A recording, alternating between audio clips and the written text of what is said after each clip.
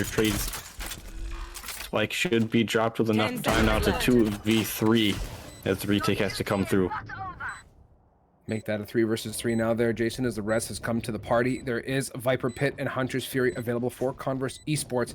And I am a fan of the use it or lose it mentality, but we'll see if that opportunity presents itself as Pwn and Borderlander are denying that. On that second operator frag of this round, and coming in huge, they get their 7th. 7th, and that's what, 5 in a row now for them. They're definitely feeling themselves playing Icebox beautifully so far. Converse Esports again forced on that buy of the Sheriffs. May have to take this one as an L and hope to start getting that footing back in the next couple of rounds, but I really want to see them pick up more than just one round in this first half. I mean, it's just been so one-sided so far, though. Full ultimates available now for Timothy and friends will definitely guarantee them a win if things start to go sour, but I'm not really expecting them to at this point. Yeah, I'm with you on that one as well. And Stay down.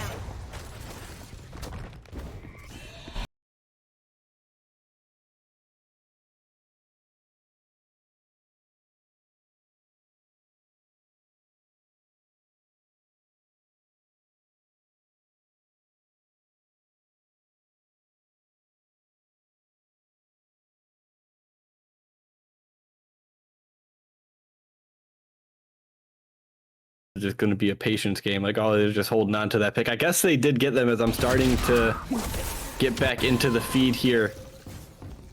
Our producer had a moment of some internet issues there, but we're working back into it. Kills definitely seem to be in the way of Timothy and friends, though. And I am patiently waiting here, Jason, for everything to come. Oh, we're here. We are here. We're here. Yeah, So we're gonna chill. We're gonna let the hamsters kind of catch up down the wire. They're just kind of racing down, right? It's just a little bit of a hiccup in this situation. Yeah. But I think we're gonna be okay.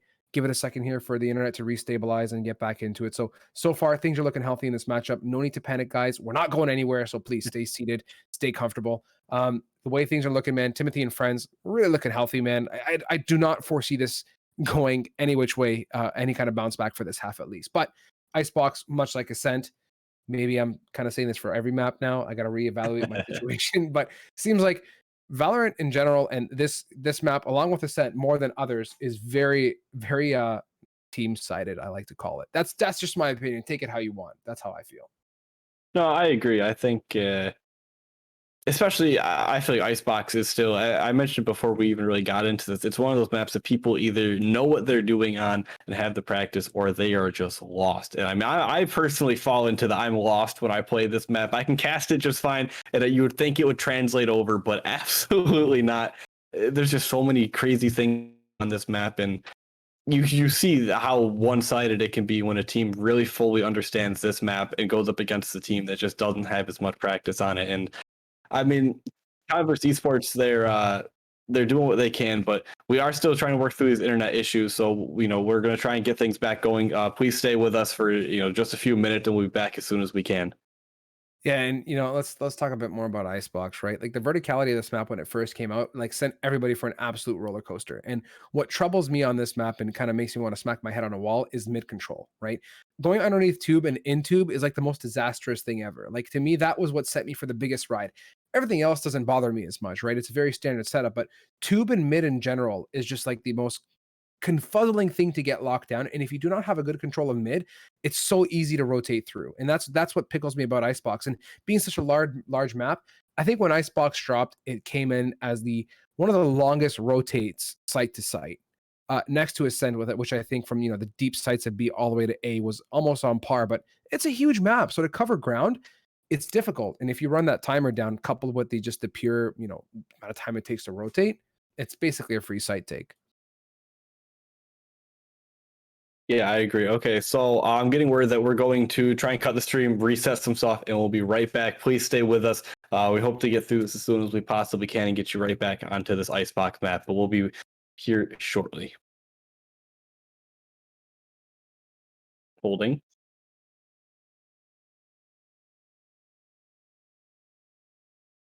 You guys are looking at it's like, what are these guys doing right now? And they're just like pensively looking with their head tilted. It's because these guys are talking in our ears, telling us to sit tight and stay frosty because they don't want us to leave you.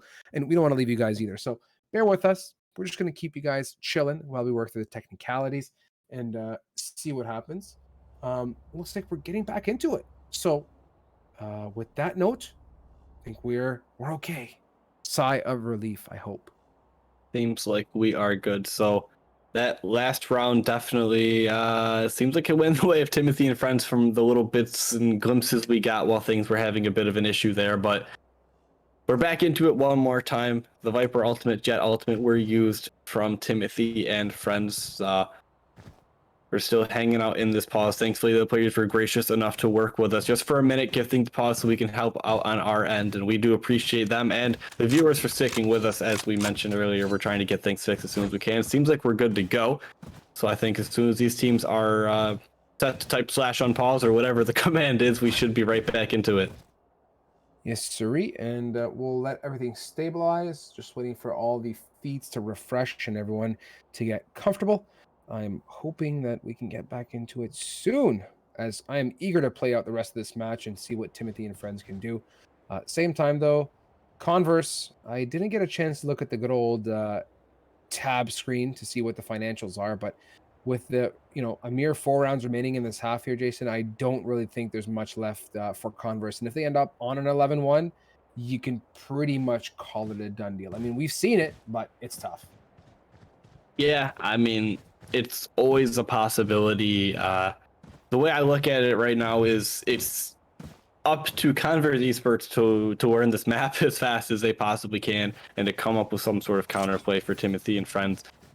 If they can do it before the second half here, get a couple rounds behind them, get it to be a 3-7, great. If not, they're going to have to do it at the switch or it's not going to happen. But we'll see as we move into this round once again. Pone with a massive pick onto Rex there. Will get dropped by Wildfire, who finds 2 as the knife, looking for the third, can't quite close it out. Tim's going to trade it, has the res available as the teammates swarm around them to keep them safe. Lucas on the other side of the map finds the one player towards A though, so at the end of the day we're in a 3v3. Just kidding, I don't know why I said anything, it's a 3v1. And you know what, though? I'll commend Timothy and friends, right? Map knowledge and, map comfort aside, they swing in unison. You saw that at a long. 2 numbers came out together, and Pone connects right underneath Tube onto Lucas to finish it up for the 8-1. Timothy and friends, although they might have the map skill, they do have the game mechanics skill down too. The double swing was huge there as they couldn't take him out, and they got denied that round, in a matter of 2 seconds as we were speaking. Those frags turned over. So 8-1 now for Timothy and friends with only, 3 more left in this half to pick up. We're on track for a strong finishing. And on a buy opportunity as well for Converse. They lose this one, it's back to good old Safe Town. Yeah, things are looking like it might be nearing the end here.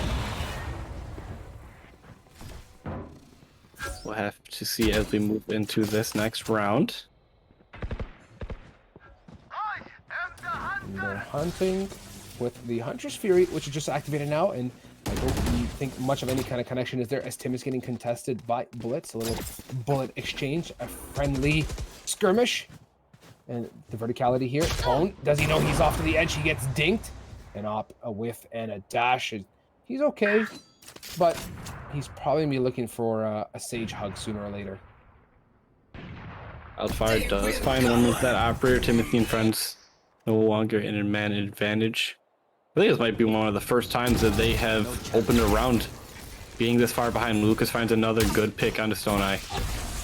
The dart will do a bit of damage, but Borderlander has the teammates back. Tim, now safe, can drop that spike wall behind them. Should be good to go. The defender swarming through. Blitz finds one. Tim tries to trade it out.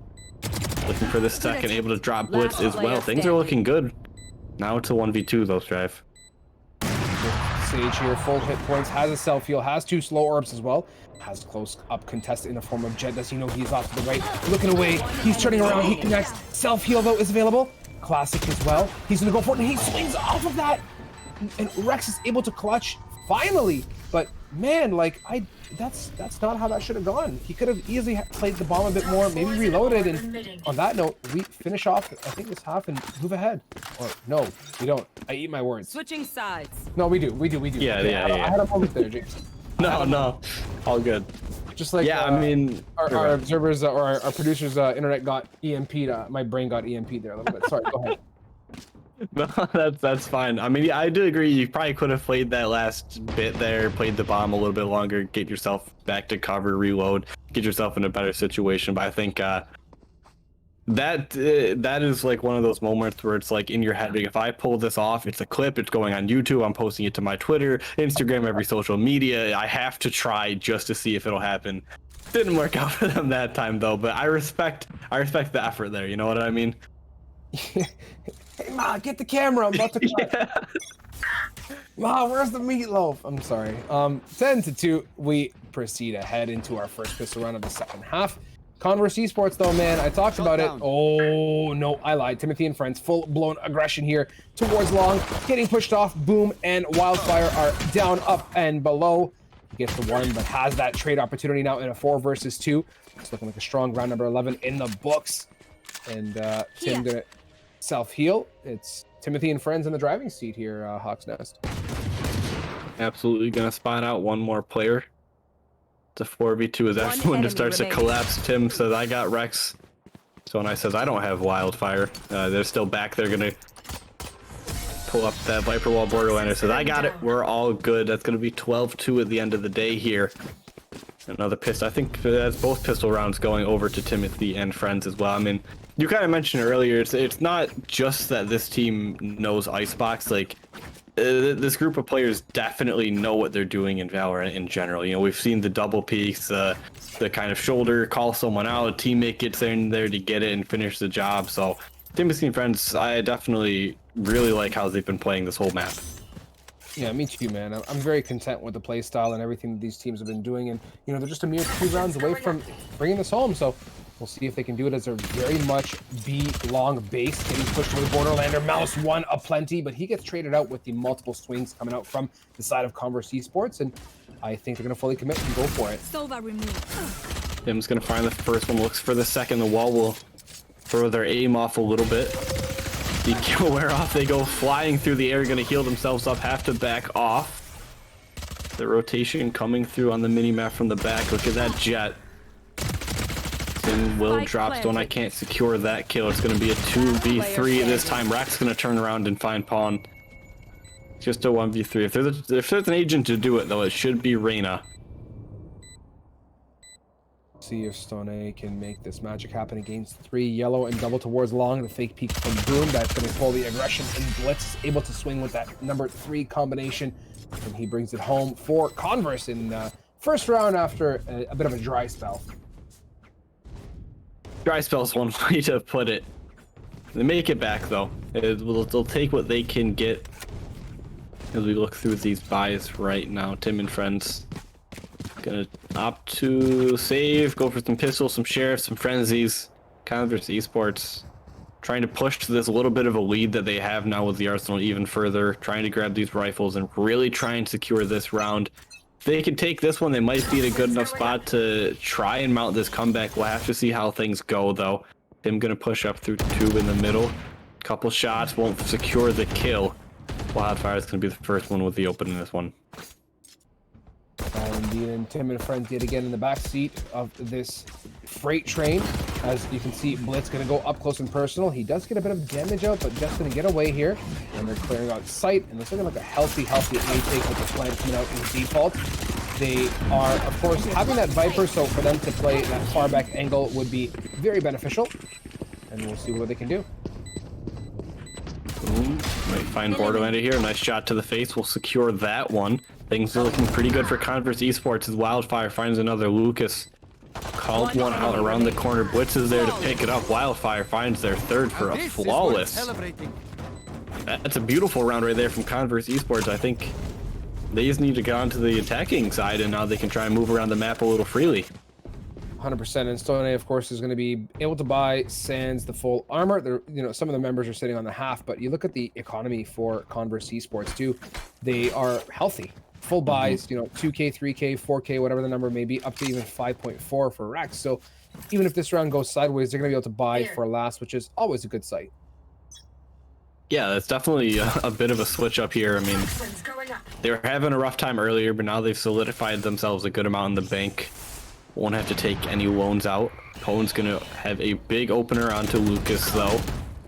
Rex trying to trade that back with the Sheriff. Stone Eye drops down right into the crosshairs of Blitz, and Timothy and Friends' defense looking like it might need a bit of work so far. Just a pixel of Rex's head isn't enough. Borderlander though is there for the trade, almost gets the second, boom, dash, and Pone is setting up for the second attempt at this Reyna.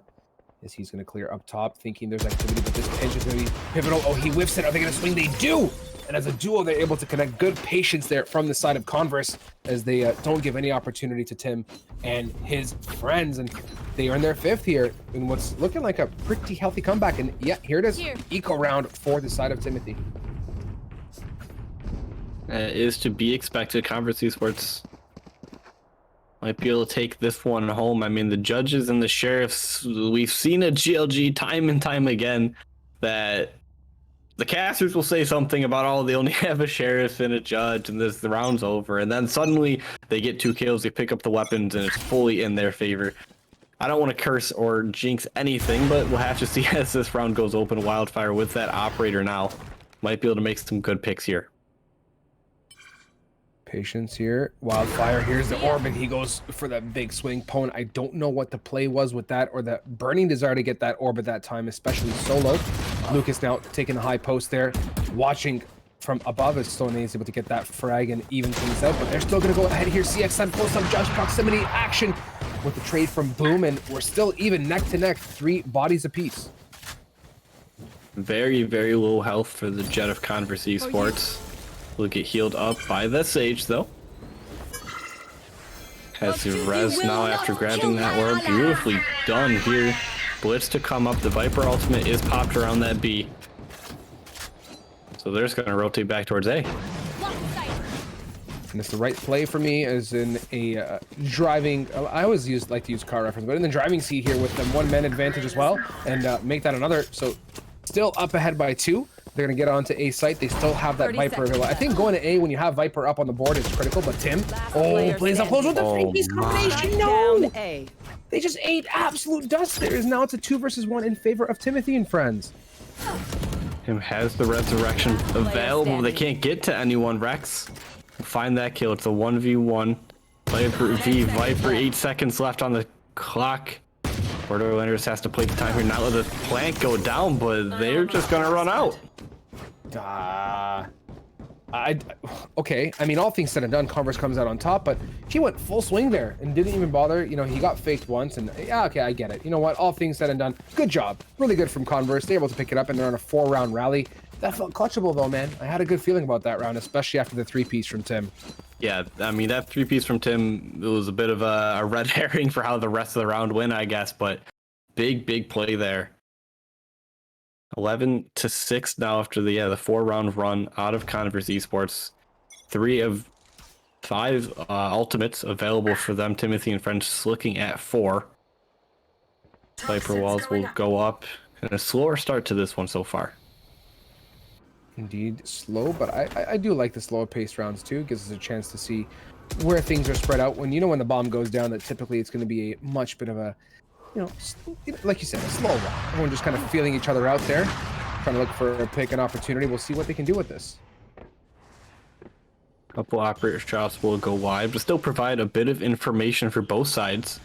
You see a lot of players for the defensive team stacked up towards A. The rotation starting to come through towards that B. Rex holding this mid. CXM able to find that kill by themselves, swinging Blitz. Waiting for the teammates to come up. They're going to try and peek this together, possibly. Doesn't see anyone down low. Going to have to check up high, though. Tim is hiding up in the crate. And with that, in a 5 versus 4 now. Converse in the driving seat yet again. 3 ultimates available too, so that Pit, the Empress, and the knives are available. Wildfire going to dash away from the joust in front of him. Donate has that frag in the bag, and now in a 4 versus 4 scenario, the Empress is popped for the side of Timothy and friends, and the counter for Converse respectfully. Rex still fighting at mid. Tim is able to get that pick, and they're going to rotate right on through here. Blitz going to joust with counterpart. Reina Stone gets the 1, gets the 2, and the 3rd for this round. And Follow Pod from downtown is able to clean up that and bring it home. So Tim now are sitting on good old match point here, Jason. At point indeed, it was a very explosive round from them. Converse tried to play it slow, tried to get these picks, try and juke out the defenders, but they held strong. They didn't really fall for any of these weird plays that Converse tried to make. The rotations went all over the map, and at the end of the day, Timothy and friends, they were there on that site for a great retake. Beautifully done, you know, getting these kills, calling out for each other, I'm sure. That's going to put them at match point. Just one more will take it. We have a full buy from either team here. It's all going to come down to these little smaller plays, who's going to get picked, what the calls are going to be, when we're going to rotate and things like that. So we'll see as we open it up if Phone can get a big first pick with this operator, could switch things up. Wildfire is going to be the one to do it though with the knives. Oh, he's in such a bad spot there. Wildfire does not connect. Their phone gets it with half hit points. Tim from up top is able to connect and trade that out. So evened up across the board. Wall plans to play. Tim has Jet in the wing though. We'll see what they can do here as they go for the plan. Hopefully with the Viper Pit of Doom. Pone and Blitz respectfully. Still 3 versus 3 here. Anyone's round so far, Jason. So close. No one can really see each other. Lucas finds one on the spike. Trying to get a sneaky plant though. It's going to be, or a defuse rather. 2v3 now. Stone Eye evens it up onto Lucas. Pone will find one onto Rex. Blitz will get called out in the back after taking out Stone Eye. It's a 1v1. Sees them cross. Has the operator in hand. Only 50 health though. Going to try and pop this defuse. Gonna get to half. Are they gonna stick it? No, they're gonna hop off of it. Look for the swing and a beautiful shot from Pone. That'll win them the game. That'll carry them on into the bracket, and that'll send Converse Esports packing and home. A stunning clutch to bring it home. Very well executed. Good patience. To smoke to the half is always a good sight to see with that Jet. And that's the dub, my friend. Timothy and friends are feeling good as they're pushing ahead in the bracket. And honestly, my hat's off to Converse though for a good battle towards that second half. They really stepped up the game, but got outclassed, but definitely in style. Yeah, absolutely. I mean, we kind of were ready to call it at the first half and say, okay, it's probably not going to look like there's going to be much of anything to come back, but they proved us wrong. Absolutely. Hats off to them, as you said. Good job, you know, rallying at what you could do. Unfortunately, that will be it for them today. But we hope to see them back in next week's Pit of Valor, or, you know, maybe they could try and find their way into the Radiant Arena that we do have going on. We've mentioned it a couple times, but that is $3,000, 3 tournaments, $1,000 per tournament. So a lot of money on the line. Does have the requirement of being Immortal Plus, but if you or your friends or whoever you know, maybe your parents are Immortal, I don't know. I don't want to judge who plays this game. Get them in on this tournament. Try and sign up. !Radiant in the chat will be bring up a link for you to get in more information, get in touch with us, and sign up for that. I mean, great game so far, though. I really am excited to see how we do further into this tournament. Is there anything else you want to say before we hop off here? I'm going to be bouncing off for the latter end of this evening, but if you guys have not already, be sure to slap our socials and give us some love. Myself and Hawksnest here as well. The GLG Twitter, stay in tune with all of our goodness that we do. If you guys don't know, ! Sponsor, thank you to Team Cage for sponsoring us and getting us that $100 prize pool we're getting recently, and it's a great sight to see. They're also on the prowl for a Valorant team, so if you guys are interested and have the squad ready to go and want to reach out, hit that ! Sponsor in the Twitch chat and message them on the socials, and they'll take good care of you. And with that, we're going to be signing off for the time being, at least myself, but there is more games to come. So don't go too far, a beverage and a snack, and we're going to be right back with a lot more games here, guys. Stay tuned, and thank you so much for having me here tonight. Jason, it was a pleasure and a fantastic time. Absolutely. It's always a great time to cast here at GLG, especially with you, my man. But yeah, stick around, and we'll have some more Valorant coming right your way.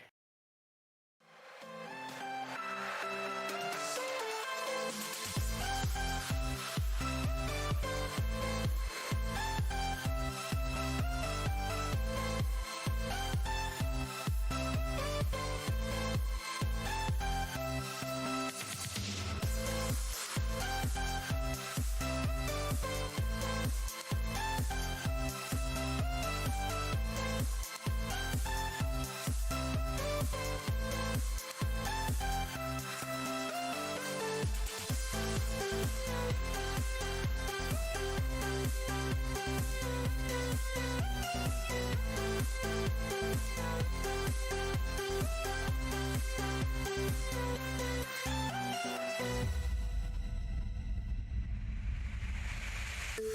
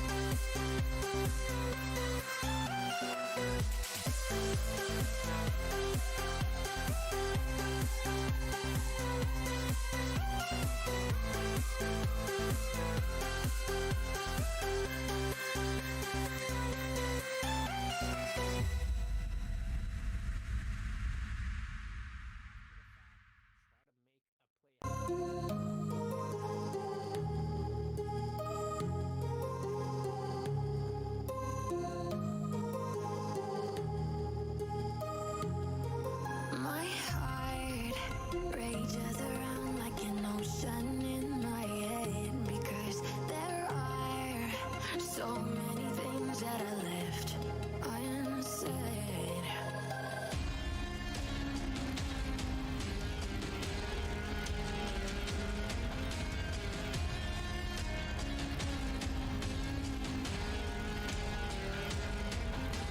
I can almost feel you walking in the distance, but I know that it's not reality.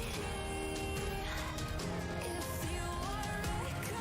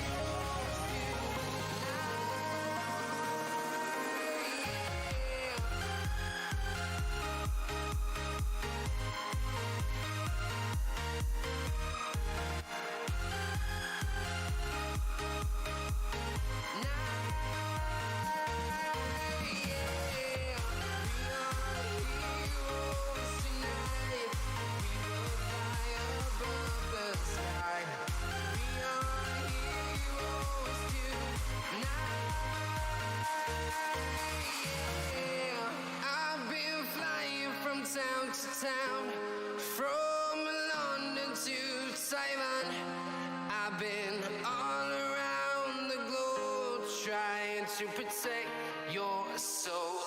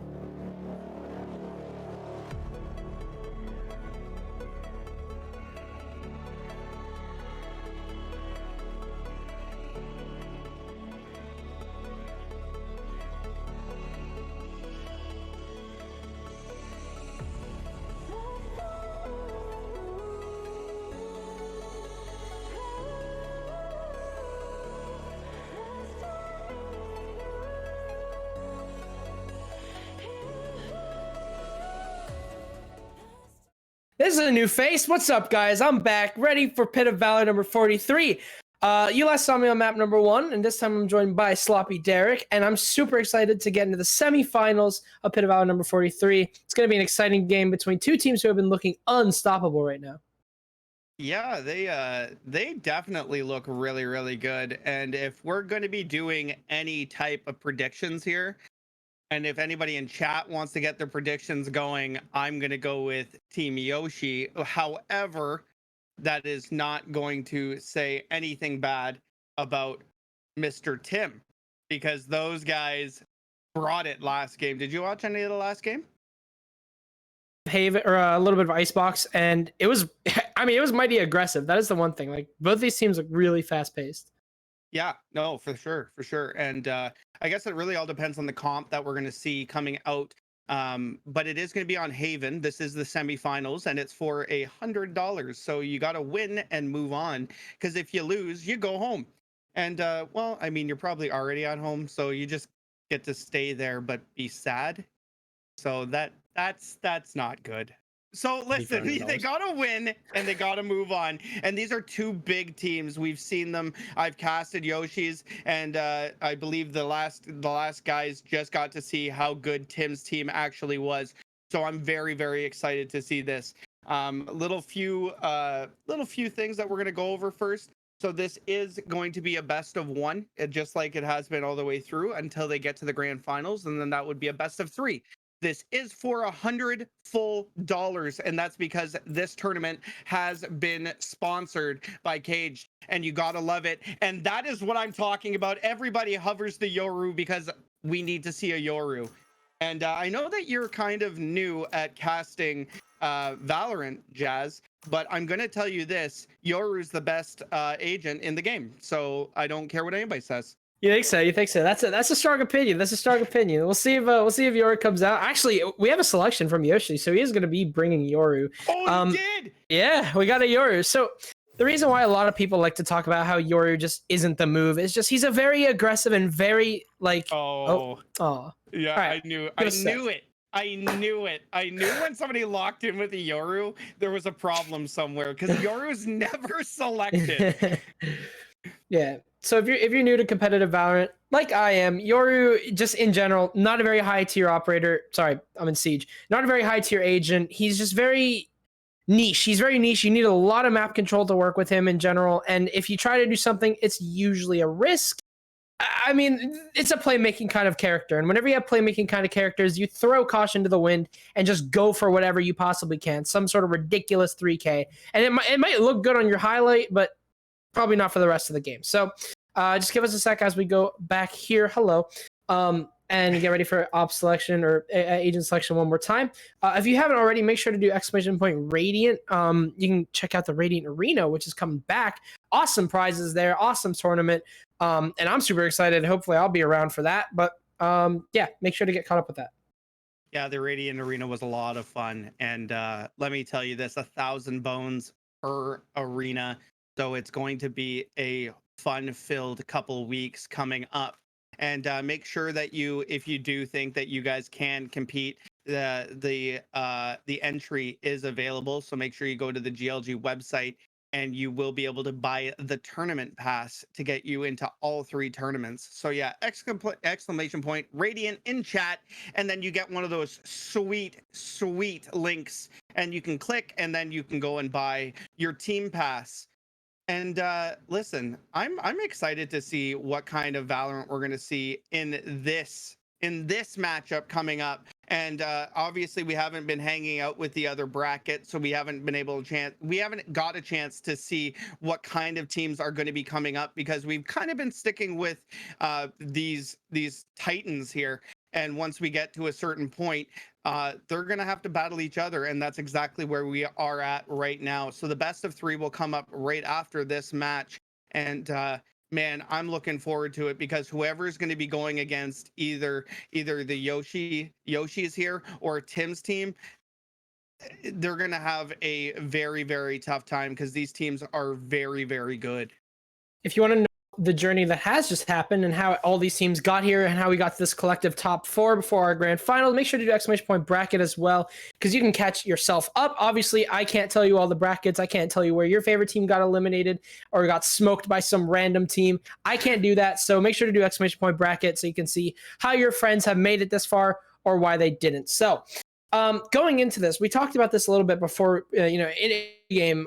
These are two very aggressive teams on a map like Haven that kind of relies on aggression. It kind of relies on how quickly you can get yourself situated inside of a room, because Valorant in general, very fast paced. But if you look at Haven, it just got that tick up. It got that little tick up about the speed. So very aggressive map. It's almost obviously the big thing, the big factor is the fact that there's literally 3 bomb sites in the game. Never heard of before, but that's like one big thing that kind of helps with the aggression of this game. Super excited to see that, especially like you said, with Yoshi being such an aggressive team.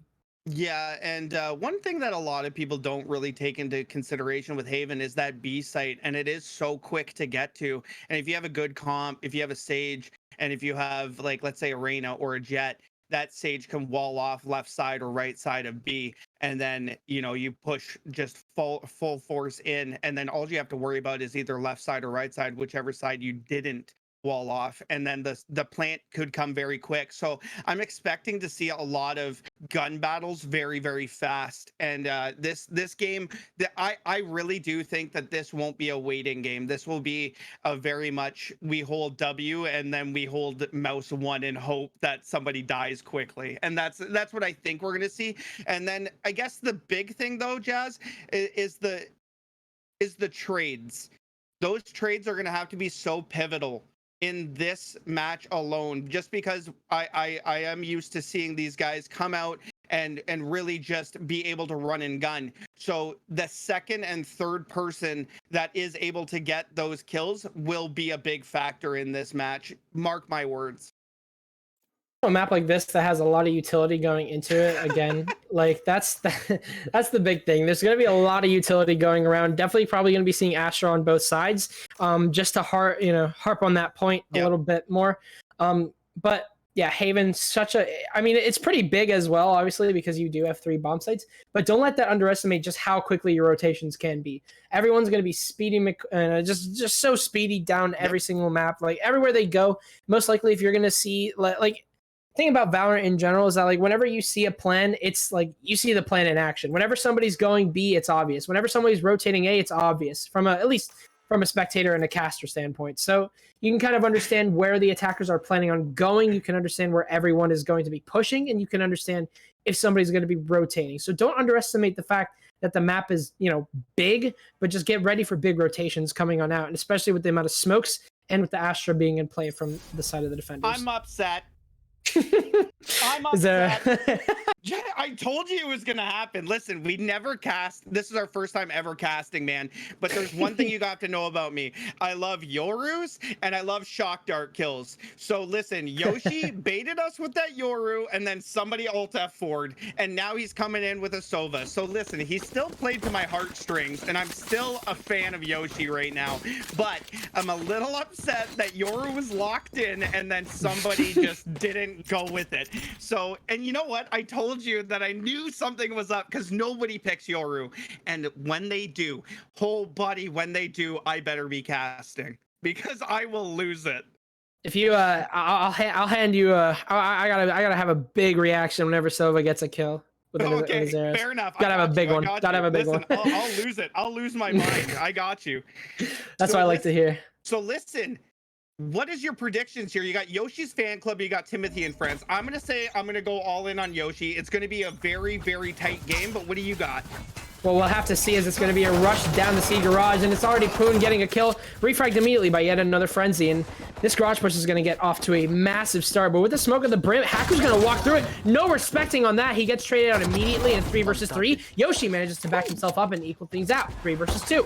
Stanky Puppy also inside of the site, so site is controlled, and there is a Viper on the board, so he can kind of Toxic Cloud this area back here, and he's going to do exactly just that. Once Sacred rotates back, and once the spike goes down, the utility in terms of what Yoshi fan Club have to work with, there's a lot of it. You can hear drones coming on out here, and if that drone gets far enough, they'll be able to spot out. Stone Eyes coming in here. Ahead. through C Garage. He walks past the shock dart. A beautiful shot onto Yoshi. As a 2 versus 2 ensues, Stoney and Jim each get a kill. It's a 1 versus 1. Skanky has the ghost. Skanky versus Stone Eye. Just playing ring around the Rosie. So low. So low. Got 1 HP. Skanky literally just needs to hit 1 shot. Faking the spike. He gets that 1 shot. That's the 2nd kill for him. And attackers win the round. Yoshi's fan club fast into that one, but very close of a pistol round.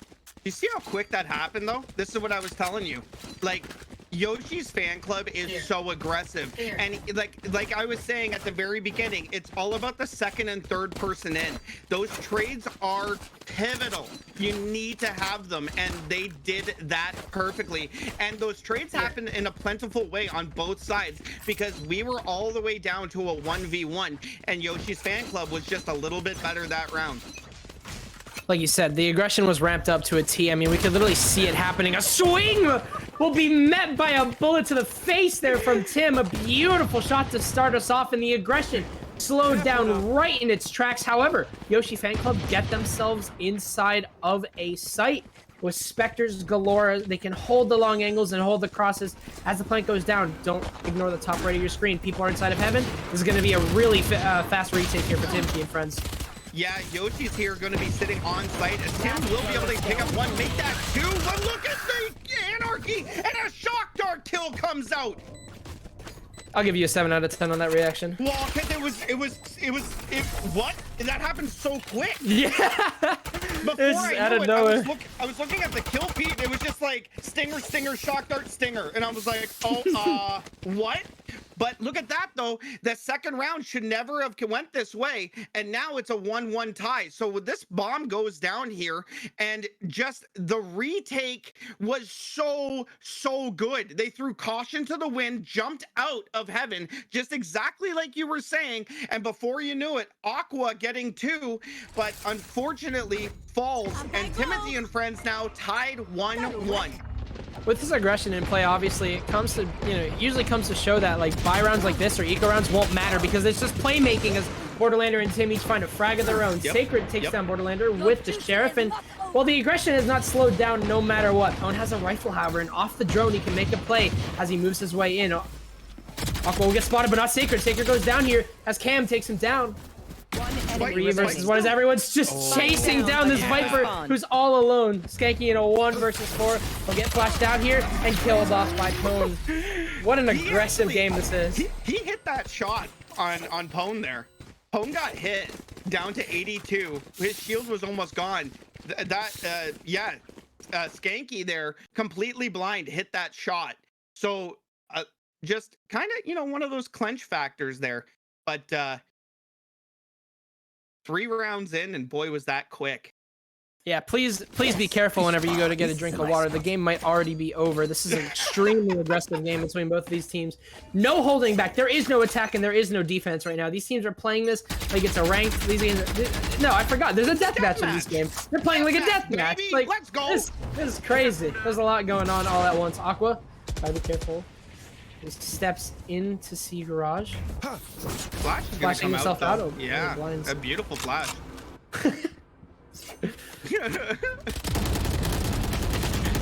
Spraying down towards middle here. Sacred will be able to get that trade, and that's that pivotal trade. And Skanky now still holding down inside of mid window, and he does have the flank. He doesn't expect 2, as Stonal's gonna be able to take down 1, make that 2, and Cam, or not really Cam, however, Sacred falls here in a 4-on-1 now, and Yoshi all by himself, as Pwn's gonna be able to take him down. And just like this, Timothy and friends now 3-1, and Yoshi's fan club.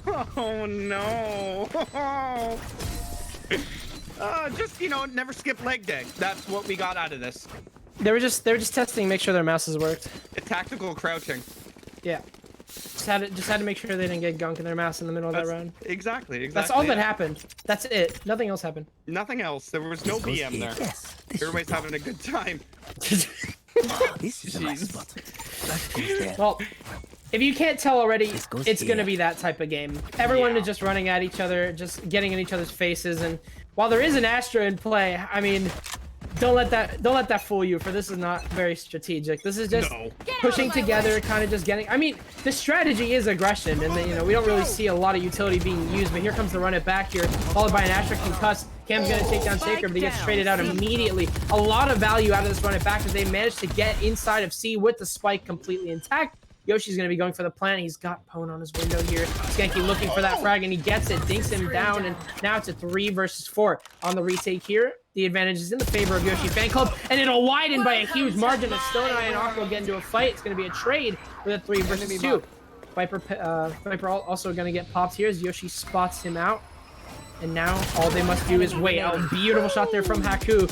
We typically see the Phantom at close range, but it works out either way. Borderlander takes down Yoshi, and it's a 2 versus 1. That goes in the way of Skanky, and it's going to be Yoshi Fan Club getting in quick and ending the round. I was just about to say before all that chaos happened, Yoshi's Fan Club had literally no buy. And I was going to say that means nothing in this game. And we just witnessed it as Haku had his knives and Aqua had to run it back. So it really doesn't mean anything if you can't buy a gun in this type of match where the trades are so pivotal. And we saw that happen, Jazzman. We saw it. So it really doesn't matter if you can buy or can't buy. It's all that matters if you can hit your shots, and boy, can they. Haku takes down Tim through the C garage. That's huge here. Opshot's gonna miss! A rare miss here from Cam. He's not able to make up for his mistake as Haku takes him down. Swinging his way into C. He has control. And in a shocking twist of fate, the shot is completely missed. And now, Yoshi Fan Club, they get themselves inside. Spike's gonna go down, and it's yet another post plant. We talk about these post plants a lot, and it's because they're gonna keep on happening. Yeah, and that's exactly it, right? With the aggressive play that we see, Pwn's going to be able to take down Aqua there, so bringing it back to a 4-on-3 now, as Sacred's still going to be on site, and Haku's going to be able to take down one, and Stone Eye's going to be able to take down Yoshi, so the trades are there, and it might not be enough now as it's a 2-on-1, as Skanky is running as fast as he possibly can, and the Stinky's going to come out here, and it might actually do it! It absolutely does! Borderlander is going to fall here in a 1v1, and I believe he's saved this round. He certainly has, and that is Yoshi's Fan Club now. No, sorry.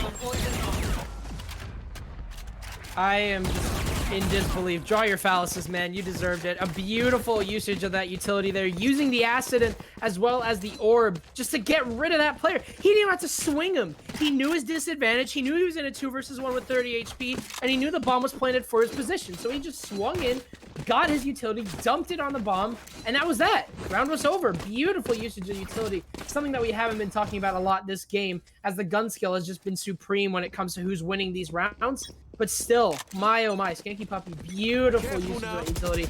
Your name is a bit weird, but I respect the utility usage. I like it. You know what? Whatever. Just some unorthodox name. Let's make it happen. So it is 3-3 right now, and that hold on site was fantastic, and you gotta love that. And that was it was just a beautiful Viper play. You gotta give it to Skanky Puppy there. Down A. And as we are saying this now, 3-on-2. Spike is down though, so now they're gonna have to try to grab this spike and try to make this plant happen so that they can be working on a post plant. And they do have the Hunter's Fury still sitting with them here, so the rotate is gonna happen here.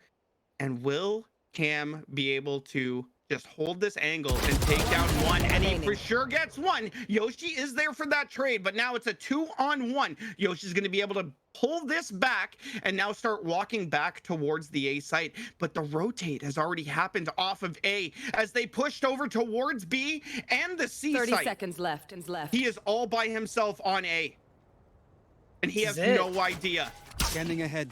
It's gonna be a post plant here for Yoshi. This is it. This is it. And he has Hunter's Fury. Spike plant. Yoshi, now just waiting for the swing.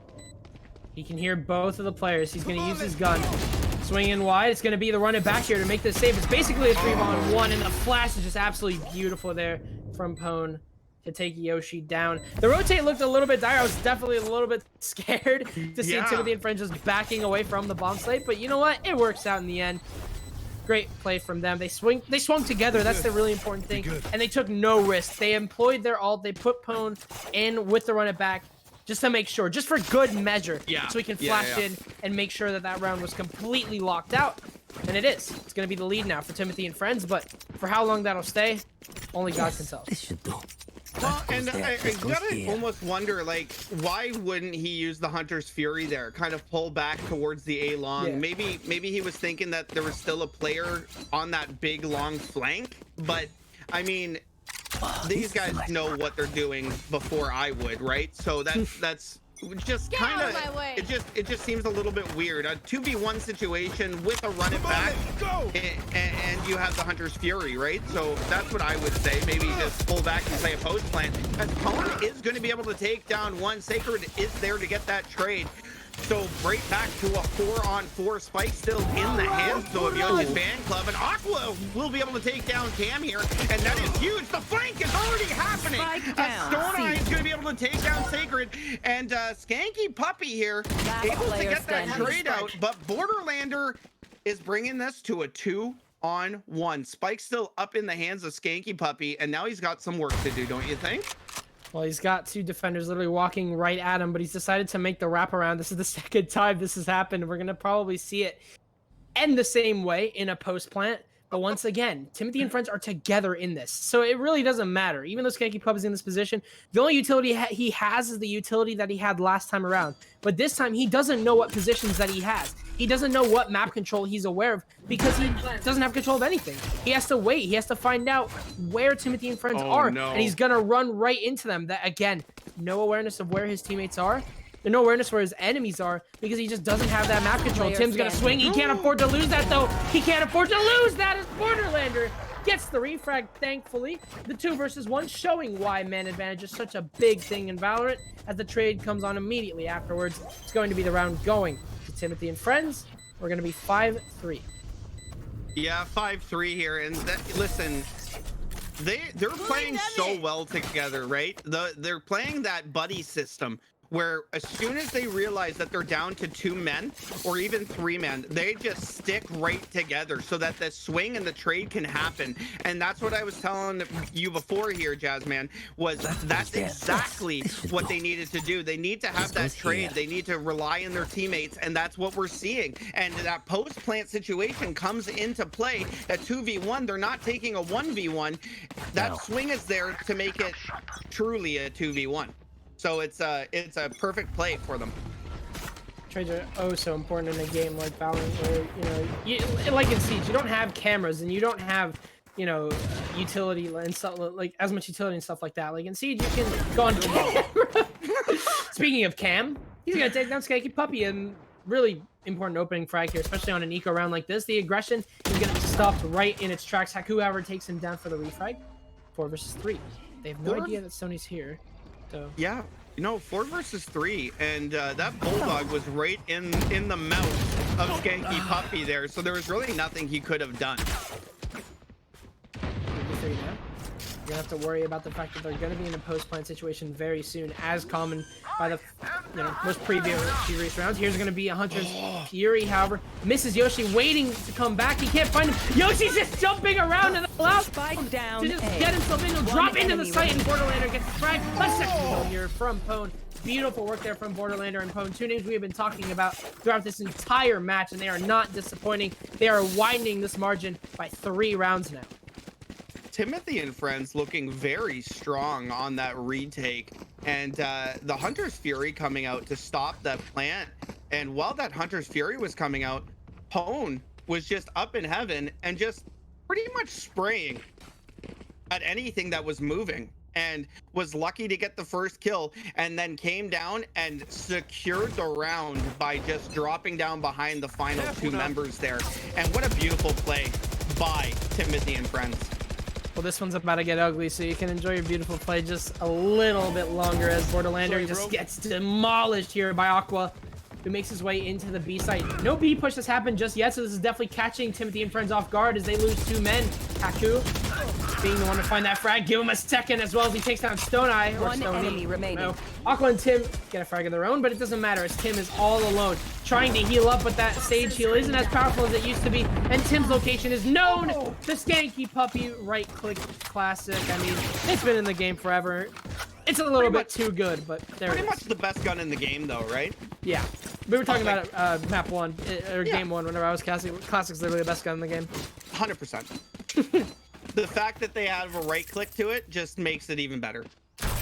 It's literally a shotgun. If you're close enough, it's a shotgun, and you win.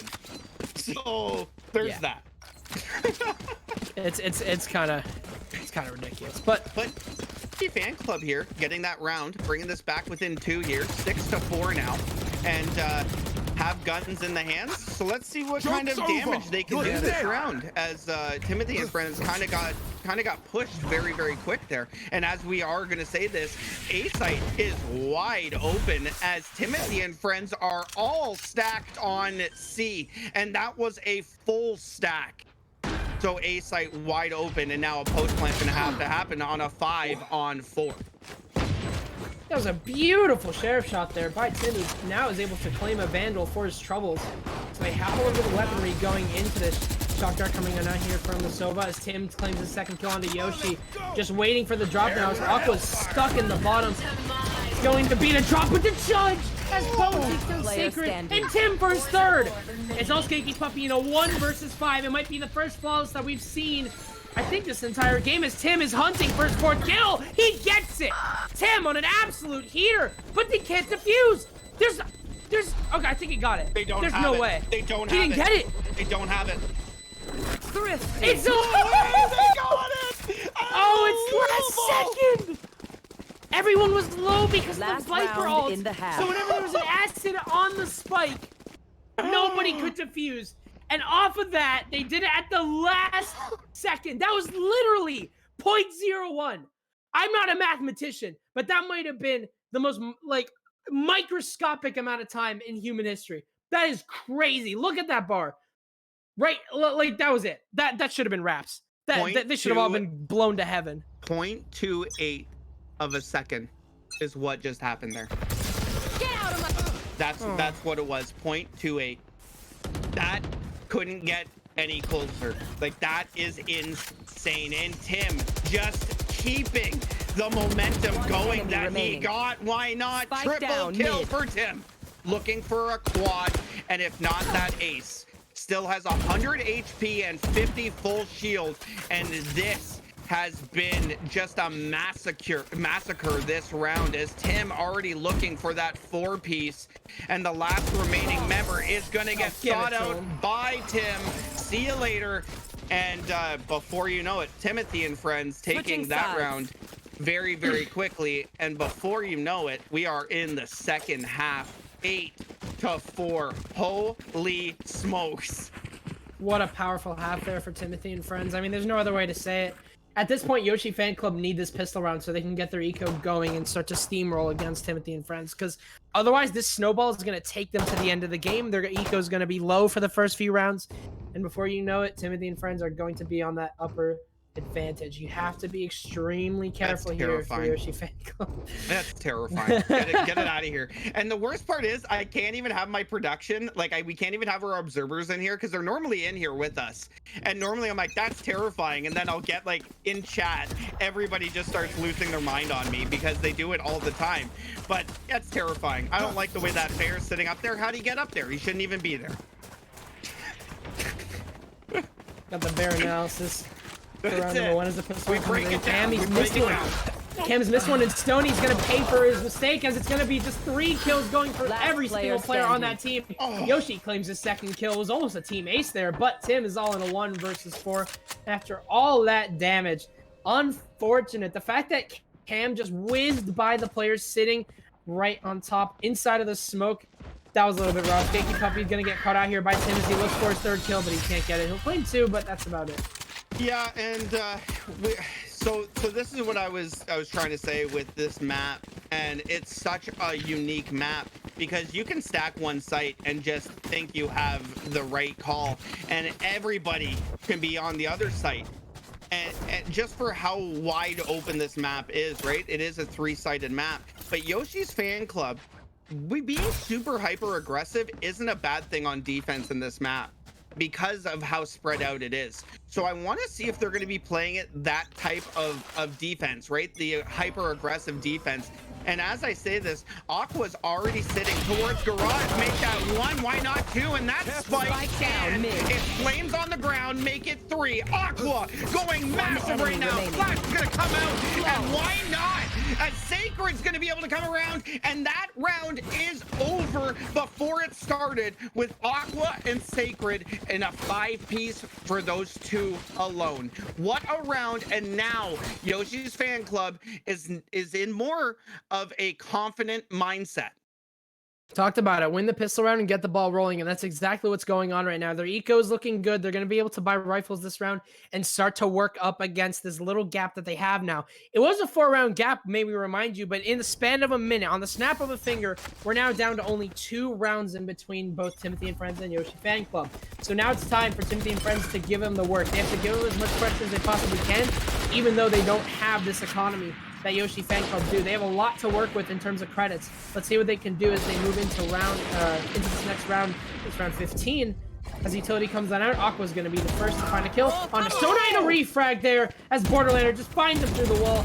Tap, and you're dead. He spots you. He didn't even see you, actually. He didn't even spot you, and you're still dead. Doesn't even need to. Doesn't matter. Boom, boom. See you later.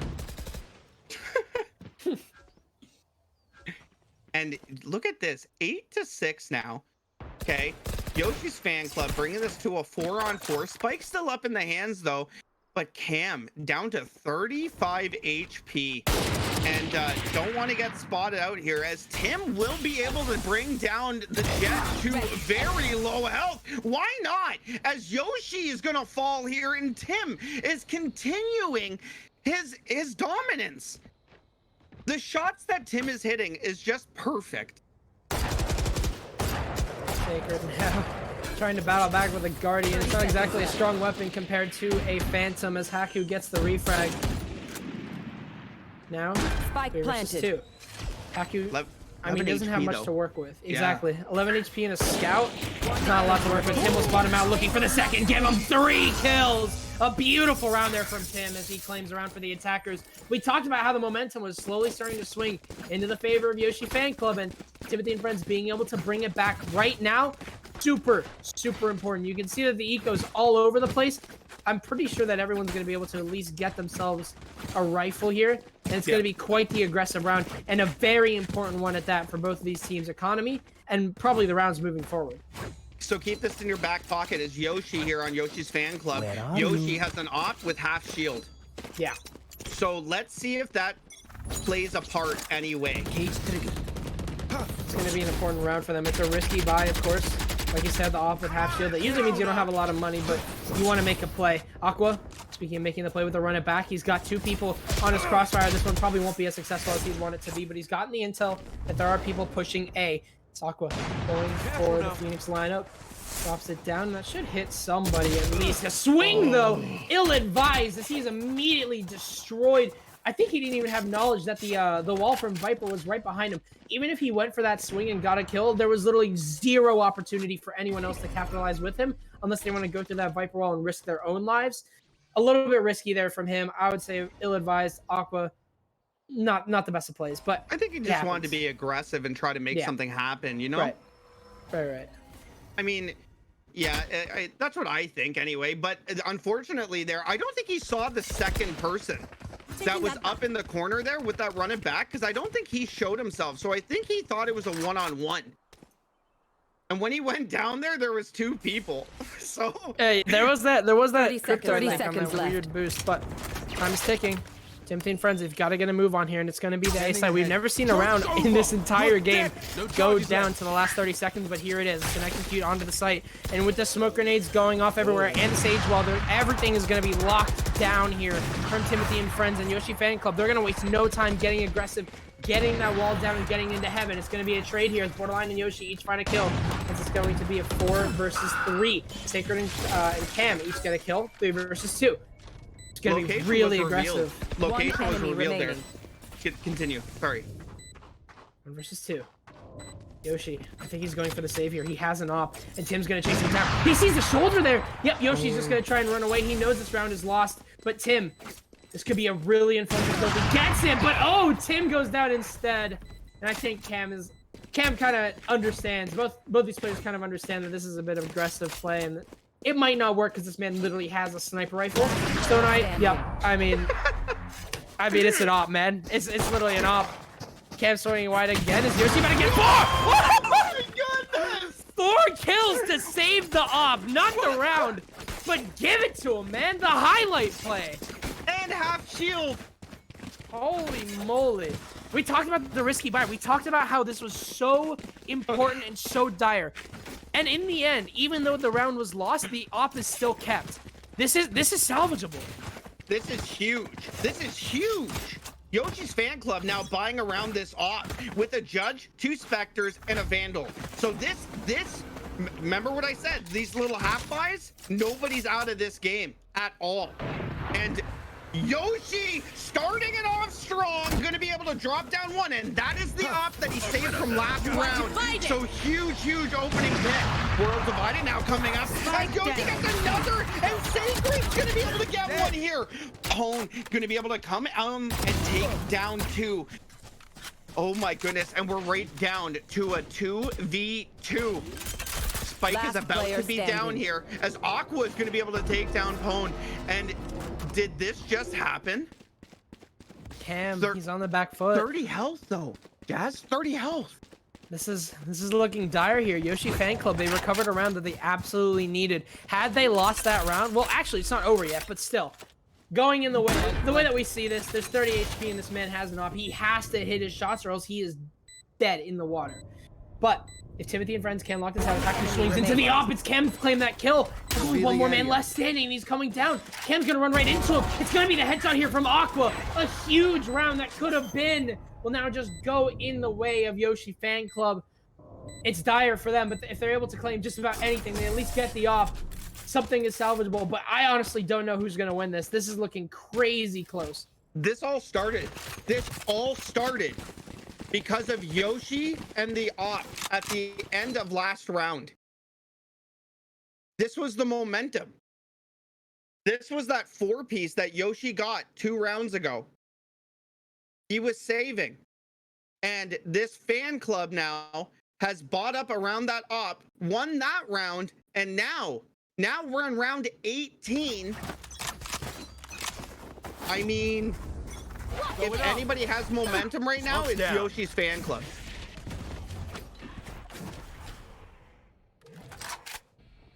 Timothy and friends now stacked outside of B. The only thing that's holding him off is a judge. That's it. But the rotate's coming on through. Aqua's going to join him as well. Oh, it's a rare whiff here from the Jet that we've been seeing so much from this game. Flashkins are coming out here. However, they will clear their right corner. Cam gets the headshot and support versus support. Aqua gonna claim 2! The smoke, Borderlander and Tim go down. Cam now has to recover something here as it's going to be a full heal up here from Aqua as if he never took a gunfight. Sacred now walking through C Garage. He's going to get caught. Oh, a beautiful shot, however. He takes it down. Cam looking for the second, and he gets it. It's an aggressive play here from Yoshi fan club as they get really deep into B and really deep into C Garage. It works out in the end. It's going to be 10-8, and look at the eco. Everyone's able to buy up. It's yet again one of these face-off rounds where we have all rifles and we have a full eco. Anything goes here. Anything goes. Look at this replay here. Look at how aggressive Sacred has been here. And this flick is unbelievable. Like, hi, see you later. As he goes and takes a look, sees the last remaining player and is able to take him down here. And Yoshi fan club, don't call it a comeback, but they have some momentum here. And that snowball effect is now starting to roll.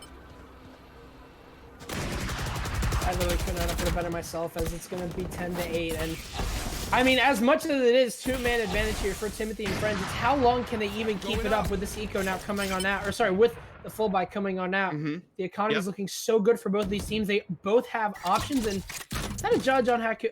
That's a judge on Haku.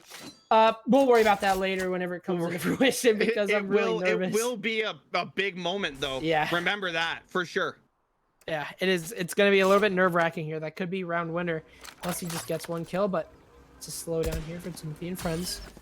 Definitely rare as the swing comes on in. It's an immediate trade, however, and the res is going to come on through. So the gunfight literally didn't even matter. As a matter of fact, it's completely in the advantage of Timothy and friends. If they're going to be able to get an ult off of that, the run it back immediately shut down. So no intel gained except for the fact that there's an op in there. Tim takes down Yoshi. Here comes the Hunter's Fury. It doesn't claim anyone as Aqua takes down Tim. Unfortunately, the Hunter's Fury is not going to work out. It's Haku. There's the judge from earlier. We were just talking about it. Here comes the execute from Timothy and friends. A beautiful shot here from Poon through the smokes. Cam takes him down, and Poon with 2. Timothy and friends take the attack. They're 2 more rounds away from winning this game. And what an aggressive play when all teams lost. They just pushed on through, got their frags, and won their ones. Yoshi had all the momentum in that round, especially with that judge kill. And Timothy and friends, by some, just a spray through a smoke, I guess is all it takes. And just like that, Timothy and friends now 2 rounds away, like you were saying, from taking this map and moving on to the grand finals. It's a best of 1, remember that. This isn't a best of 3. Any small mistakes being made here by Yoshi fan? Well, that's unlucky. Any small mistakes made by Yoshi fan club and they're out. I mean, Timothy and friends, they have 2 rounds left to lock it out, and that's it. Yoshi fan club is so much on the disadvantage compared to Timothy and friends. 3 rounds to work with, and then some more in order to win the game. But anything is possible. Shotgun comes on through. Not going to damage anyone.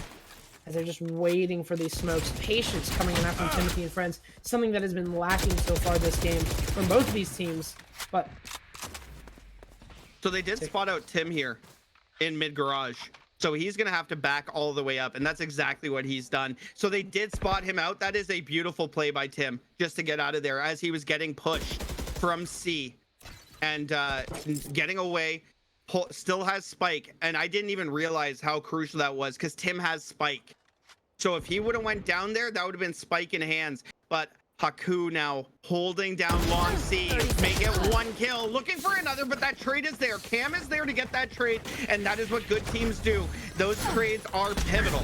Tim now up onto site here, 88 HP and a dream, and he is going to be going down to about 39 health. Oh my, 13 seconds left here. Wall's going to go up, and he's got a pressure plant. And the plant does go down, so now a 3-on-2 post-plant situation, and Timothy and friends are just in a hole. As he's gonna try to take down 1, but Skanky's gonna be able to there, and he's gonna take down Borderlander. Sorry about that. Go right ahead, Jess. 2 versus 2 on the site, as it's going to be 1 kill going from Yoshi, and it's a trade! There's Yoshi fan club getting those trades in. We talked about the aggressiveness and how it matters so much, and we, not even just you, we have been talking about these trades so frequently, and we're now just starting to see why. I mean, trades. That is all this game has been so far. The trades are so important for both of these teams. They've literally won rounds. So yeah. Yoshi fan club now. I mean, options, kind of little. I like it because they have an op. They do. Is that why you said it like that? I'm interested to see what they're gonna do because I'm a big pun guy. I see. I walked right into that. Yeah, I like it. You know, options is what they have. Continue on. My bad. You're gonna retire. Aqua takes down Prone. As Yoshi, there's the off. You talked about options. There it is. Yoshi takes him down, and it's a 5 versus 3. Yoshi fan club. They're working their way back in a game that seemed so impossible, and all of a sudden we're seeing the snowball effect go in their favor. Sacred now just hiding within his smoke. On an eco here from Timothy and friends. They're not expected to win this round, but eco rounds is where big plays happen. Sacred swings on wide, but he's just gonna accept the fact that he can't get that gunfight. Borderlander will back up, and they're just gonna rejoin each other here. Timothy and friends just looking to see if they can get themselves inside. I mean, again, on this eco, their options are very limited, but big plays are where big plays happen in the eco rounds. But Sacred, I mean, he just has every advantage in this gunfight right now. Swinging out with the sheriff, he wants to make his highlight shot, take down the 1, but Tim, 4 versus 1, only has a sheriff. He dinks Aqua, takes him down. Looking for a 3rd here, but he's going up against the op. Haku almost going down. He was on low HP, but not enough. Man, you want to talk about just crazy battles in garage area there? The only reason why, and I really want, the only reason why Sacred was able to get that kill was the shock dart came from Yoshi and completely, and I mean completely obliterated Cam as he was walking in. That just got, I mean, he was down to like 30 health. And it was just a super perfect shot for Sacred, just holding down behind the door. And just like this, we are 1 round away from a tied game, and Yoshi is gonna make it just one You will less not player kill to my play ally. against. The punishment onto Tim is going to get. Here. I was gonna say the punishment on to Tim's team just completely revoked, but then it was revoked. Swing on to Stony. Oh, it's just falling apart here for Timothy and friends, isn't it? As Yoshi, he has the op, will get recon bolted hour, so he has to back up in order to make himself unpredictable.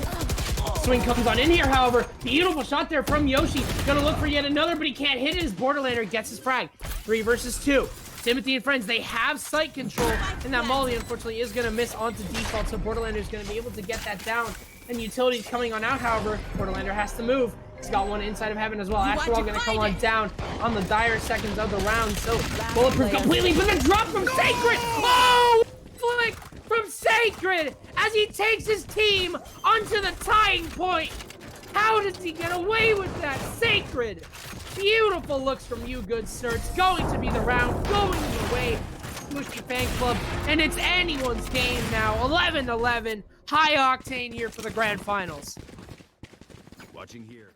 I am so confused. And the World Divided comes up here, which is a beautiful play. But this reload right here cost them the round. I know he only had 7 bullets left, but that reload, he was not expecting Sacred just to come flying down and Batman from heaven. And that's exactly what happened as Sacred Batmaned and then 180 headshot. And that was the round, and that's all it took. I mean, that was it. Pretty easy, Jed. That's all it took to tie up the game. You're dead. I'm running out of breath, man. This is crazy. Flash comes out here from Cone. He swings in with the save. That's gonna be punished immediately as a double kill comes out there from Skanky, but he gets traded immediately as Yoshi takes down Prone. It's a game of trades here, and it's all down to a 3 versus 1. The advantage is looking to be surely in the hands here of Yoshi Fan Club. Swing comes in through Garage Cam, takes down Aqua. Yoshi's gonna be forced to back up here, even though he knows that that player's sitting there. He's gonna swing wide, doesn't realize it. Cam's low, but he has it. A 1 versus 1 against an off. Aqua brings up the knives for this job, seeing if he can just finish this off, but unbeknownst to him, Cam has completely moved away, but they might meet in the middle as Cam. He's coming back. He's going over, I think, to C now. Yeah, that's exactly what's happened. He's completely faked out Yoshi's Fan Club here. I'm stressed. Hold me. I'm Revealing area. If Cam gets away with this clutch, he has it'll 17 probably- HP. it might be the defining moment of this game. This entire 17 HP swing here from Cam. He's got a Spectre in hand. Haku has the knives. Haku has no idea! Cam! Never give up. Never give up. Never! What is once seen as impossible is now possible. As we're on match point here, not for Timothy and friends. It's a crawlback here from Yoshi Fan Club as they go from 8 rounds to 12. 1 second, peeps. I gotta visit the Astral to 17 play some HP and a dream. We just play post plant, and that's what we do. We're just built different, Yoshi Fan Club is saying. And that was a save round win with a Spectre in hand, Jasmine. How do you do that? I don't know what to say. You're just built different. He's this. He's just ready for anything. Oh my. And now it's match point. Match point for Yoshi's Fan Club. And now you're going to see some passive play from Timothy and friends. Now you're going to see, let's try and see if we can get a pick and then move on that. But is it too little too late for a passive play? We got it. Blocking vision. Timothy and friends must be nervous right now. This is literally the tournament deciding round here for Yoshi Fan Club as Genki playing behind Gong, just waiting.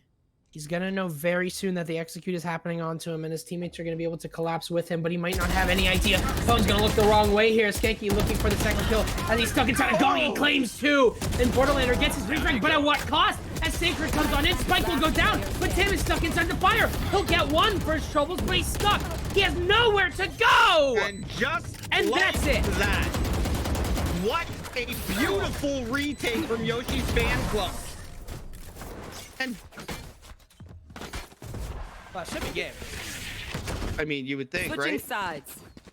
Overtime. Was the scoreboard? Oh I no. should play some Astral Stars in this Scoreboard reality. was wrong. Oh my gosh. Oh boy. All right, well, scoreboard was wrong, so we have a tied game, everybody. So if anybody was in chat going, you're wrong, we were wrong.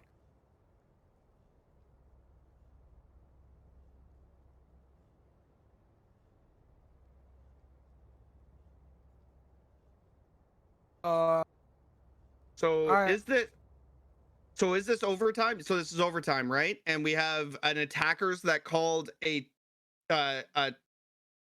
tactical timeout, correct? Okay. All right. Well then. So 12-12 tie game now going into overtime. The winner does go to the grand finals for the chance to win $100 prize pool. And you got to think that that is a lot of, well, it's a lot of incentive to win this game here. And this is exactly what I thought was going to happen here, Jazz, is I really did think it was going to be a back and forth battle. And a tie game is exactly what I was ready for. And now, obviously, with the tied game, you're going to see full buys from everybody here with full shields. So let's see what we're going to get going here, as Yoshi's fan club is going to be attacking first. Of course, time you get some extra credits to spend, so you can get rifles and stuff like that to make it the most balanced overtime possible. Haku and Skanky. Everyone's just pushing in through C garage here, all through the smoke. But Cam, he's gonna Spike punish down, both C. Sacred and Skanky, dropping the spike through the smoke. Even though Last Yoshi fan club player make their way standing. through, Cam takes down 3, and the spike is simply not in the hands of anyone on Yoshi fan club. Beautiful shot there, takes down Pone, but that's all he's gonna get as Cam goes absolutely massive on the first round of overtime. What a way to Switching start off your sides. overtime. Match point. What a beautiful way to start off overtime. And now Timothy and friends on the attack, right? Yeah. Yes, Timothy and friends are now on the attack, so they can win this with an attack and just get the bomb down. And let's just post plant this and work with that. But Yoshi's fan club is not going to be going away without any type of fight. We definitely know this.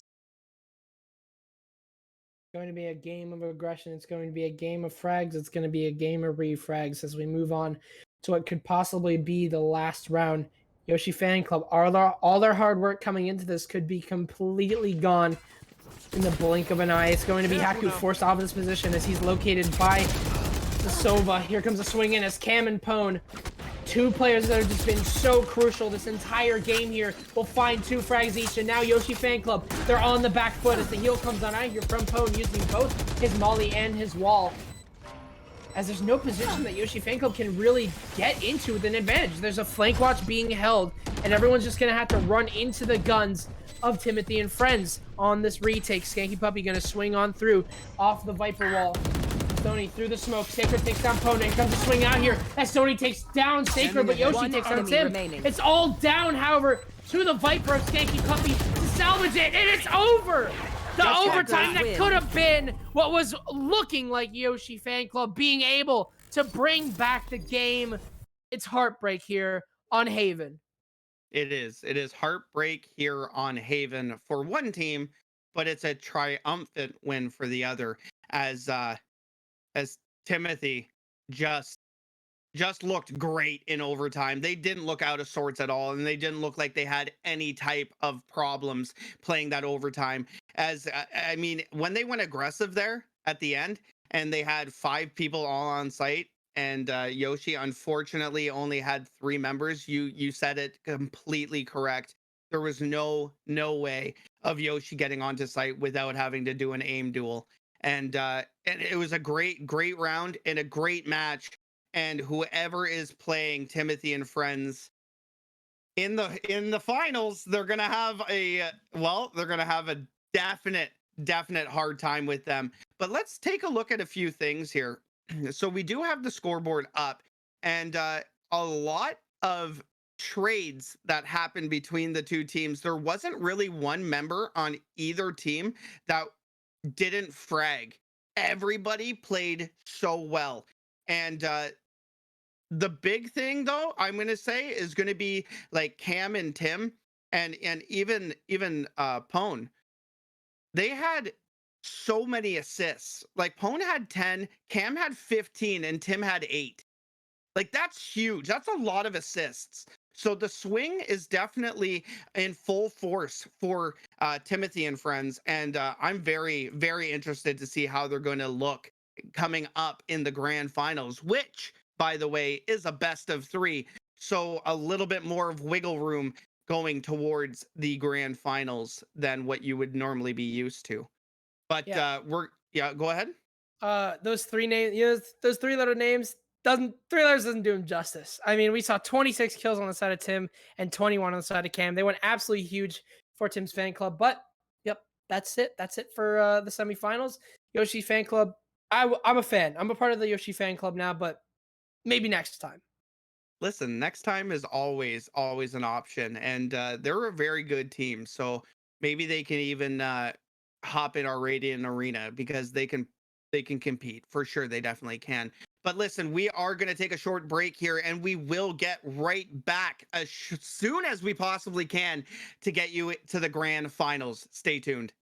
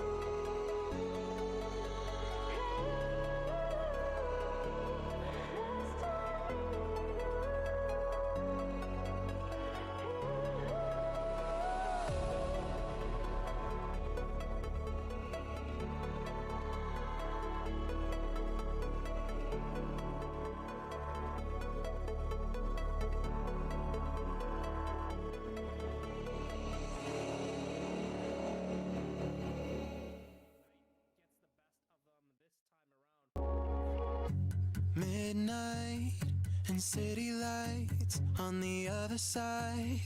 You're calling me up at the same time. I'm in the daylight. You're calling to say hi, but your words they cry. If there's something that you need to say, I know it ain't easy living inside your brain for sure.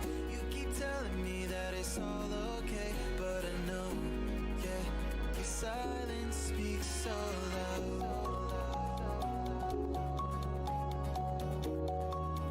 Your silence speaks so loud.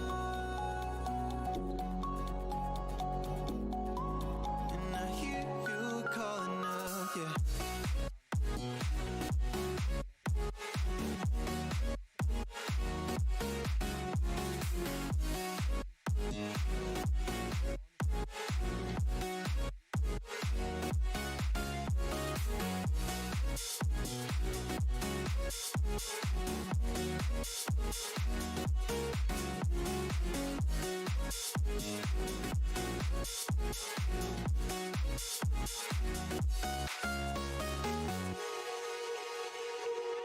We're talking about nothing. Then you said something under your breath. I can't take it. I know what you're thinking. I wish I could fix this, yeah. If there's something that you need to say, I know it ain't easy living inside your brain for sure. You keep telling me that it's all okay, but I know, yeah, your silence speaks so loud.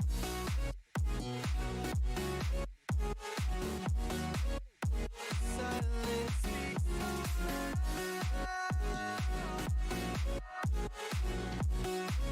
And I hear you calling out.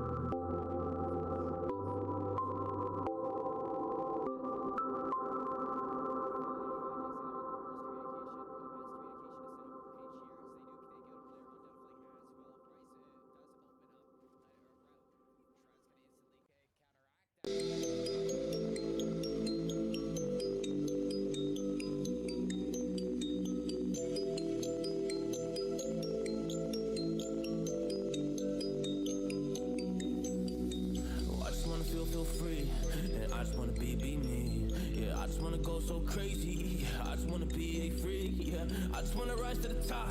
Yeah, I just wanna go reach the peak. So I've been really well focused on success. Hey, y'all will see. Yeah, you'll see that I will get it. Cause I'm really focused, man. I make it with the rap and I just follow my path. I just follow my passion. To me, this is what's precious. Yeah, in my soul, man, I can feel it. So every single verse, man, I just gotta go and kill it, man. I gotta be the kid. I could be the guy taking you wild. I could be the villain, but good as a kid. Lately, I'm painting my path on my way. Yeah, I got no time that I can waste. So I've been sitting in the space. Yeah, making rest every day, man. You know that I go insane. Yeah, I hit you with a bullet to the brain. Let us that first, cause we going, you going insane.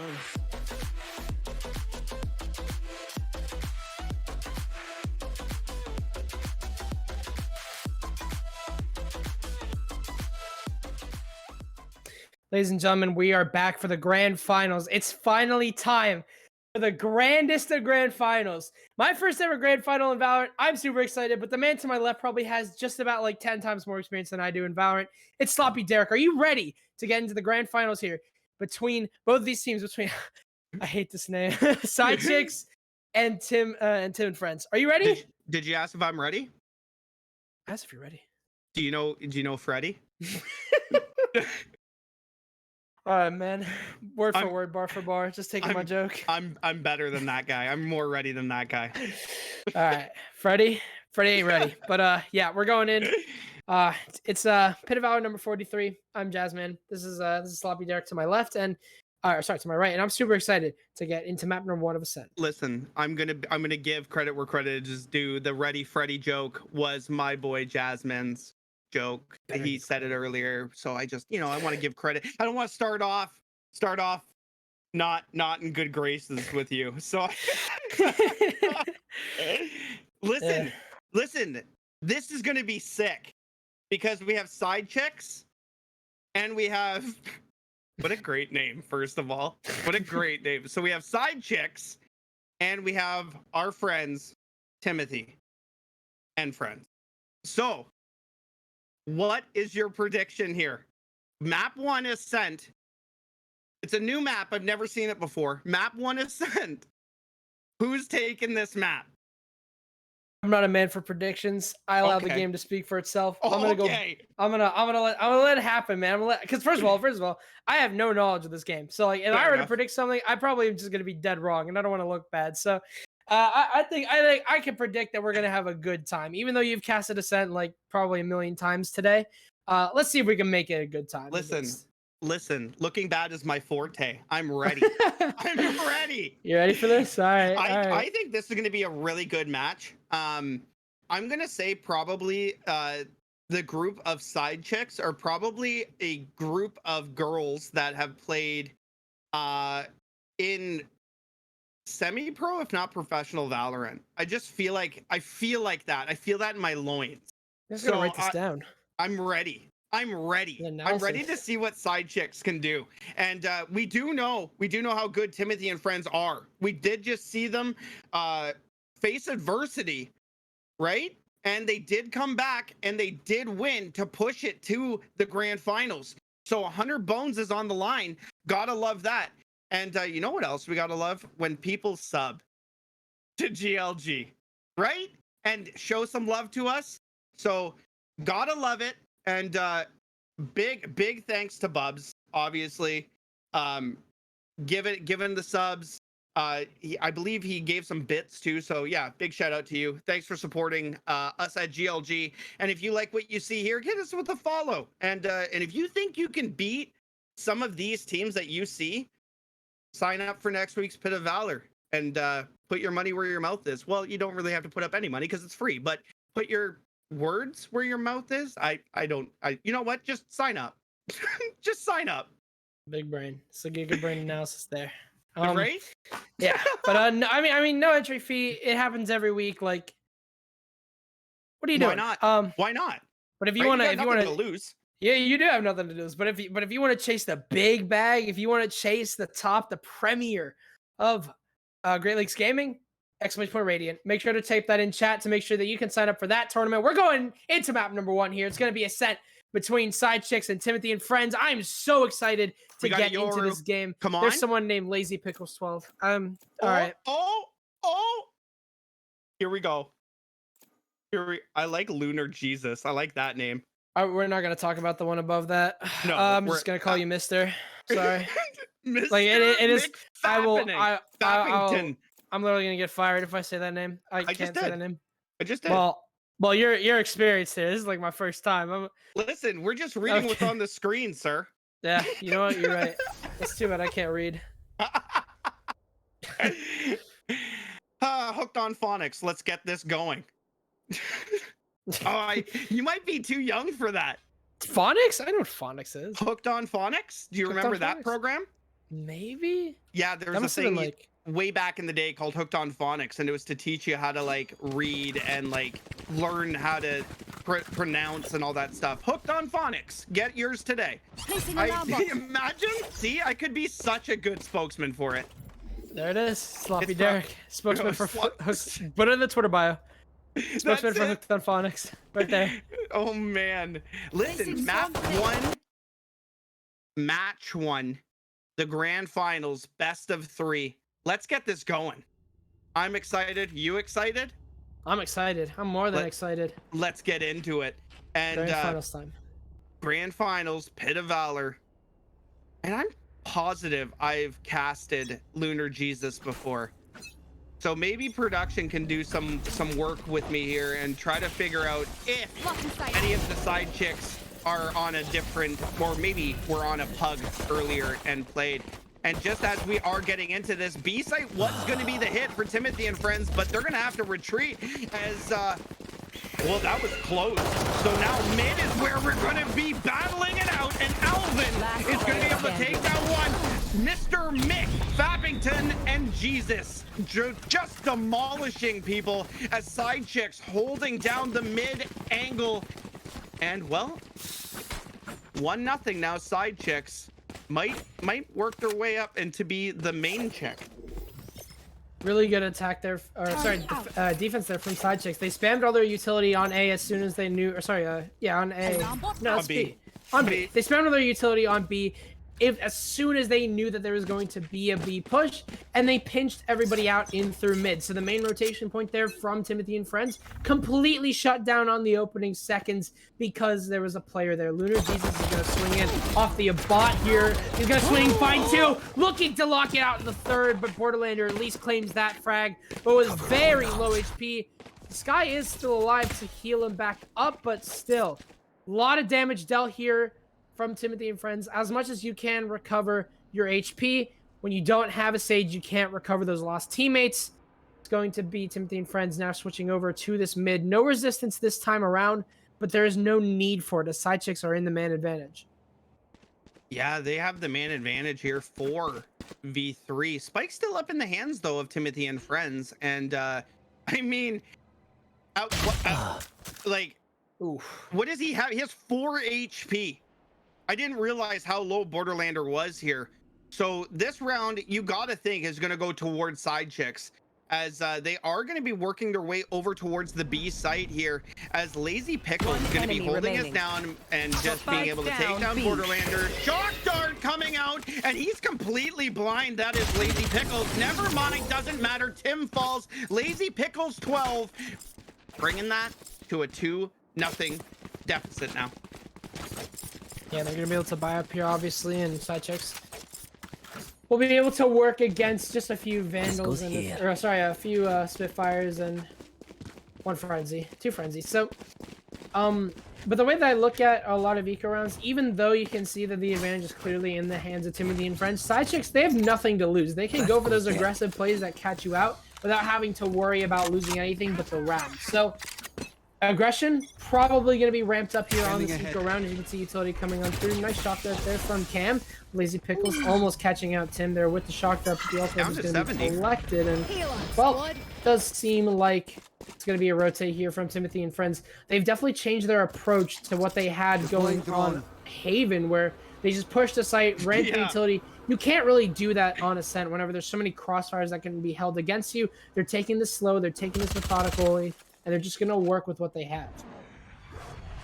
And Pone now still sitting over towards the tree area here. So the Cypher cage is going to come out here, but that's going to give some information that there's at least somebody pushed up towards the tree mid area. And oh! Wow. Pone's going to be able to do just that. And Pone's Mr. Mick, as that opening pick is massive. And Side Chicks now already pushed all the way through up on cat area. So 4 on 4, and location's gonna be revealed here. Lazy Pickles is gonna be able to take down Tim, and now Borderlander is gonna be out on site. And just as we're saying this, 4 kills simultaneously. Side Chicks. Wow. Be able to recover weapons as well. That was a beautiful retake there. Probably the most perfect retake I've seen this entire tournament, as they claim the 3-0. What a good start here. What an amazing start here from Side Chicks. They're just going to get the ball rolling, and look at the eco from Timothy and Friends. Completely destroyed.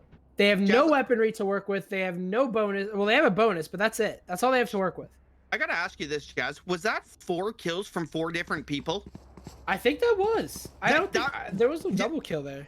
I think that was like a perfect retake. Literally, that was perfect retake. Yeah. Everybody hit their shot. That's awesome. And just as we are saying this, 3-0 now. Side Chicks kind of just... Oh, look at that shock dart. That was a double bounce shock dart. Going to be able to hit Mr. Mick. And that is a shock dart kill. Lazy Pickles was able to get one. So unfortunately, we weren't able to see it. But Alvin and Lazy Pickles doing work. 4-0 for Side Chicks. Yeah, kind of expected on the eco round, but either way, still just powerful. Even though, you know, statistically speaking, they were supposed to lose that round. That was pretty dominating there from Side Chicks, as they're not gonna be able to buy up. So it's gonna be a buy round. It's gonna be an equal round, but wow, the momentum is just there. It's just in the hands of Side Chicks. There's nothing you can really do to debate that. It's crazy though, because Timothy and Friends have won rounds where they were on eco. So that's why I didn't even think to even care that they were on eco. You know what I mean? Like last game that we watched, they pulled back eco plays. So that's why it didn't even dawn to me that they were on an eco. I just thought they were being that aggressive because that's just what they do. But Side Chicks shut it down, and they shut it down with authority. So let's see what happens here, though.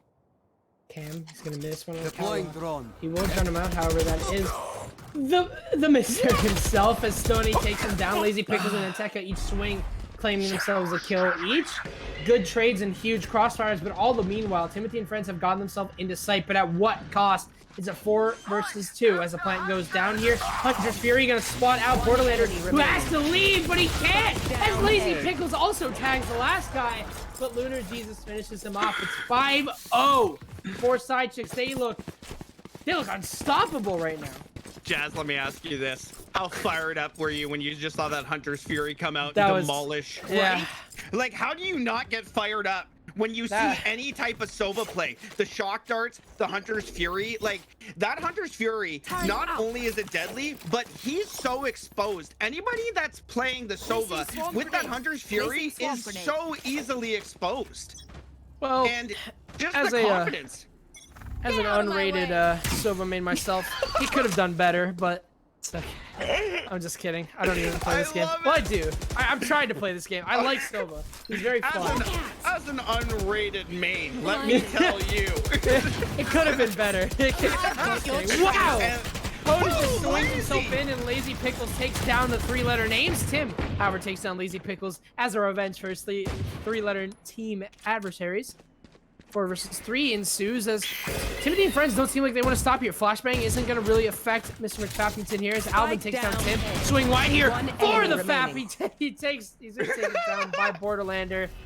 3 versus 1 now. Borderlander through the smoke, however, dies out here to Alvin. It's going to be yet another round here for Side Chicks, who just look like monsters right now. I don't know what to do with my hands, Jazz. Like, Yes, this should do. The way that we've seen Timothy and Friends play, this is a complete different team. last game that we watched with Timothy and friends, they were dominant, they were aggressive, and they were hitting their shots. And they just can't seem to get anything going here, Jazz. Side chicks, no matter what eco they're faced up against, no matter what kind of buy they're working against, Timothy and friends have just been so powerful. And Tekka has, no, he's not been spotted out here as he takes down Cam. It's a trade, however, swinging wide. It's a bit risky there, but Lunar Jesus is there to back him up, looking for his second kill. As Spike is dropped mid, Lunar Jesus is going to back up and play his position a little bit more passive. And honestly, that's a smart move to make here from side chicks. Allow the rotate, allow them to adjust the Spike being down in the middle, and adjust the fact that it's going to be a rotate over onto the A site as Pone looking to see if he can get the spike here. It's an Omen on Omen. That's 4 versus 2.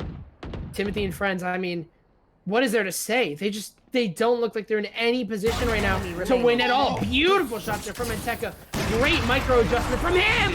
Give him 3 and give him the op as he takes down Pone. Or Pone, excuse me, 7-0 right now from side chicks.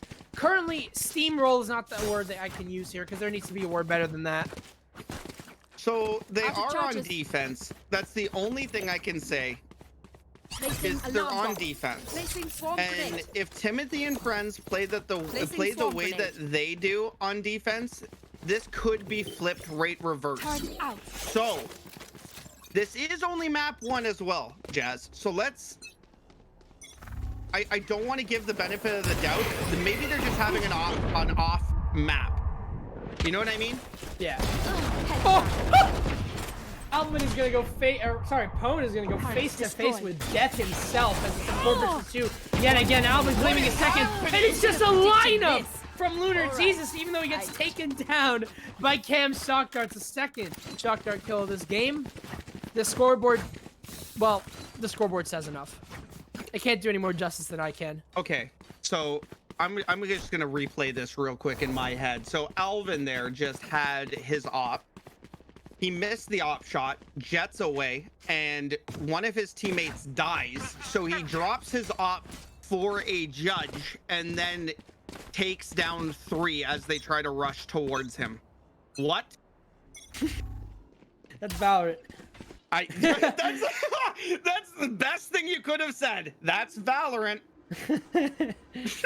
I already cast this game for a little bit, but I'm sorry to be dead. Oh, Alvin, I thought he had that there. Oh, but Cam takes down Lunar Jesus with the 100 Fury and also tags up Alvin, who's now stuck here.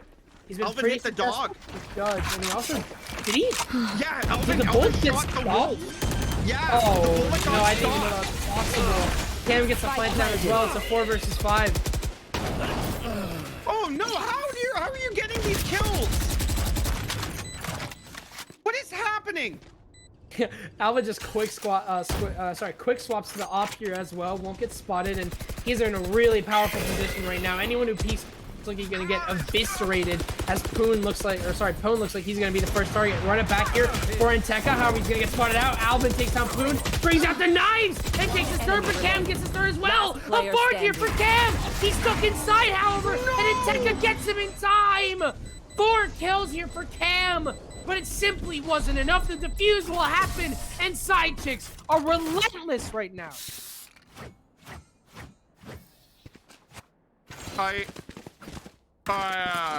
don't know what. Like, let's just break this down here. As Alvin was holding down the angle, and Tekka comes out, but this right here. Alvin took down 3 members, and then it turned down to be a 1v1, and then Tekka was able to get the last remaining player with 17 HP, by the way. Placing swarm grenade.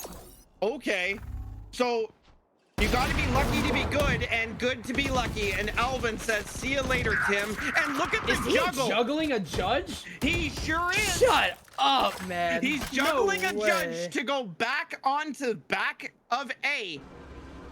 Or no, to the back. Yeah, he juggled that judge to go to the back of B. And now the rotate is already happening. Pooner, he gets swung, even though Pooner had all the intel in the world. Cam takes down Tekka. And now it's a retake here in from Tree. Side chicks. They're going to be in the post point. Here comes Hunter's Fury. It's going to force Borderlander off of his position here as he just dodges Hunter's Fury as Lazy Pickles isn't able to get that kill. The plant will go down inevitably, but the killjoy is going to be huge here. There's nowhere to go for everyone on Timothy and Friends. They're going to need to run right into the crossfires here of Side Chicks, and Alvin takes down Stony. What a well-placed killjoy there. They had that retake with the killjoy all lined up, and what a beautiful way to send Timothy and Friends packing as it's 10 whole rounds to none.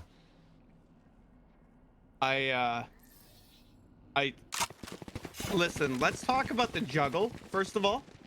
That was ridiculous. That was ridiculous. Let's go back to the juggle, okay? So not only do you buy an op, but you buy a judge.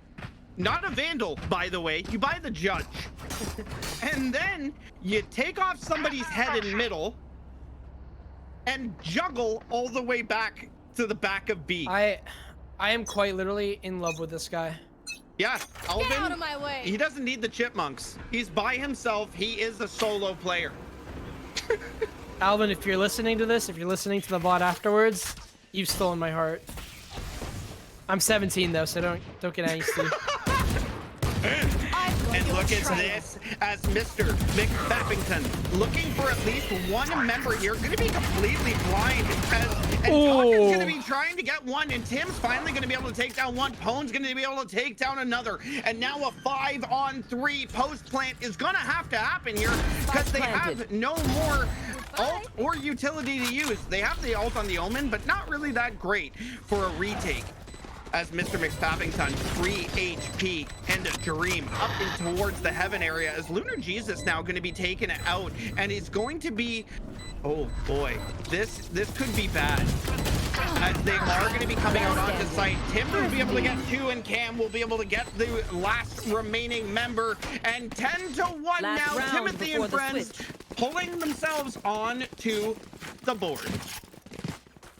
This is just shocking, to be completely honest. This is literally just shocking. I am just so surprised at the performance that we're seeing here from Side Chicks, even though the round goes in the favor of Timothy and Friends. At what cost? I mean, so much has happened at this point that it might not matter. They had to play the perfect game of Valorant in order to take back this game, and any chance they get. There's a swing here from Pone, but he gets immediately destroyed by Alvin. Cam takes down Mr. McFappington, and it's just a game of trades here between not only the op players, but also the riflers. And that op shot from Alvin is something that we are getting used to over and over and over again. So it comes as no surprise that that initial pick comes from him. And the retake or the post plant on the A site was the one that cost them around here. So let's see if they can repeat this as Timothy and Friends already coming onto site, gets the spike down, and now the post plant retake is going to have to happen. Hunter's Fury coming on out here onto the guys going into heaven, but it is going to stop them in their tracks and limit their options. A beautiful kill here onto Lazy Pickles, but Alvin with the knives takes down Tim. So 1 versus 2 here for Cam. If there's anyone that can win it, it's him, but Enteka shuts it down. He'll claim the 11th round here for Side Chicks as we move on to the, well, it's actually 2 rounds until this game might be over. We're going to second half here, but I mean, why wouldn't they just come along and take that round away from them? Why wouldn't they? You know what I mean? Like, everything else has just been falling into place with these perfect dominoes. Why wouldn't they be able to retake that? And they showed exactly how easy that was. So listen, these first 2 rounds are massive for Timothy and Friends. If they lose this first round, we will definitely be seeing a force buy second. So this first round is massive for Timothy and Friends. You know, as much as we can say it, it really doesn't do justice until you just look at it. Like, you're right. You're absolutely right how important this round is, but it's so obvious as to why, right? Yeah. 11-1. There's nothing that can speak more than the scoreboard right now, as it is going to be minute. I mean, this minute is the most important minute of the entire game. Alvin's gonna swing down mid as Lunar Jesus might have Cam in his sights. Then now's the time to go for the shot, and he gets it. Pone gets 2 kills in the midst of that. Timothy and friends are still looking in complete grasp of this game as Utility's coming on out here. It's gonna stop nobody as Pone goes for 3 kills. He'll take down Lazy Pickles. He's gonna look for a 4th, but Borderlander steals it away. 2 versus 1 here. All that Pone can do is go for 4 as he claims a massive round here, giving a round at least to Timothy and friends, a round that they absolutely needed, but they're gonna need a lot more where that came from. So listen, I've seen this happen before. So they won that round. Now you're gonna see a Spectre buy, and you're gonna see full shields, because this is, it's all or nothing. So they have to start that momentum, and this is a very smart play from Side Chicks to not force here. And normally with a huge advantage like this, people would just force just to try to end this game. But this is a smart play by Side Chicks, and let's see if it pays off for them. Time to hunt. They're concussed. As Tim swings on through, and Tekka goes down. However, flash comes on from Tim, doesn't catch anyone off guard just yet.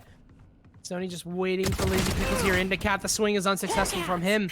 Timothy and friends winning this round off the Spectre, but oh, a misread here from Tim as Alvin is able to secure an SMG here.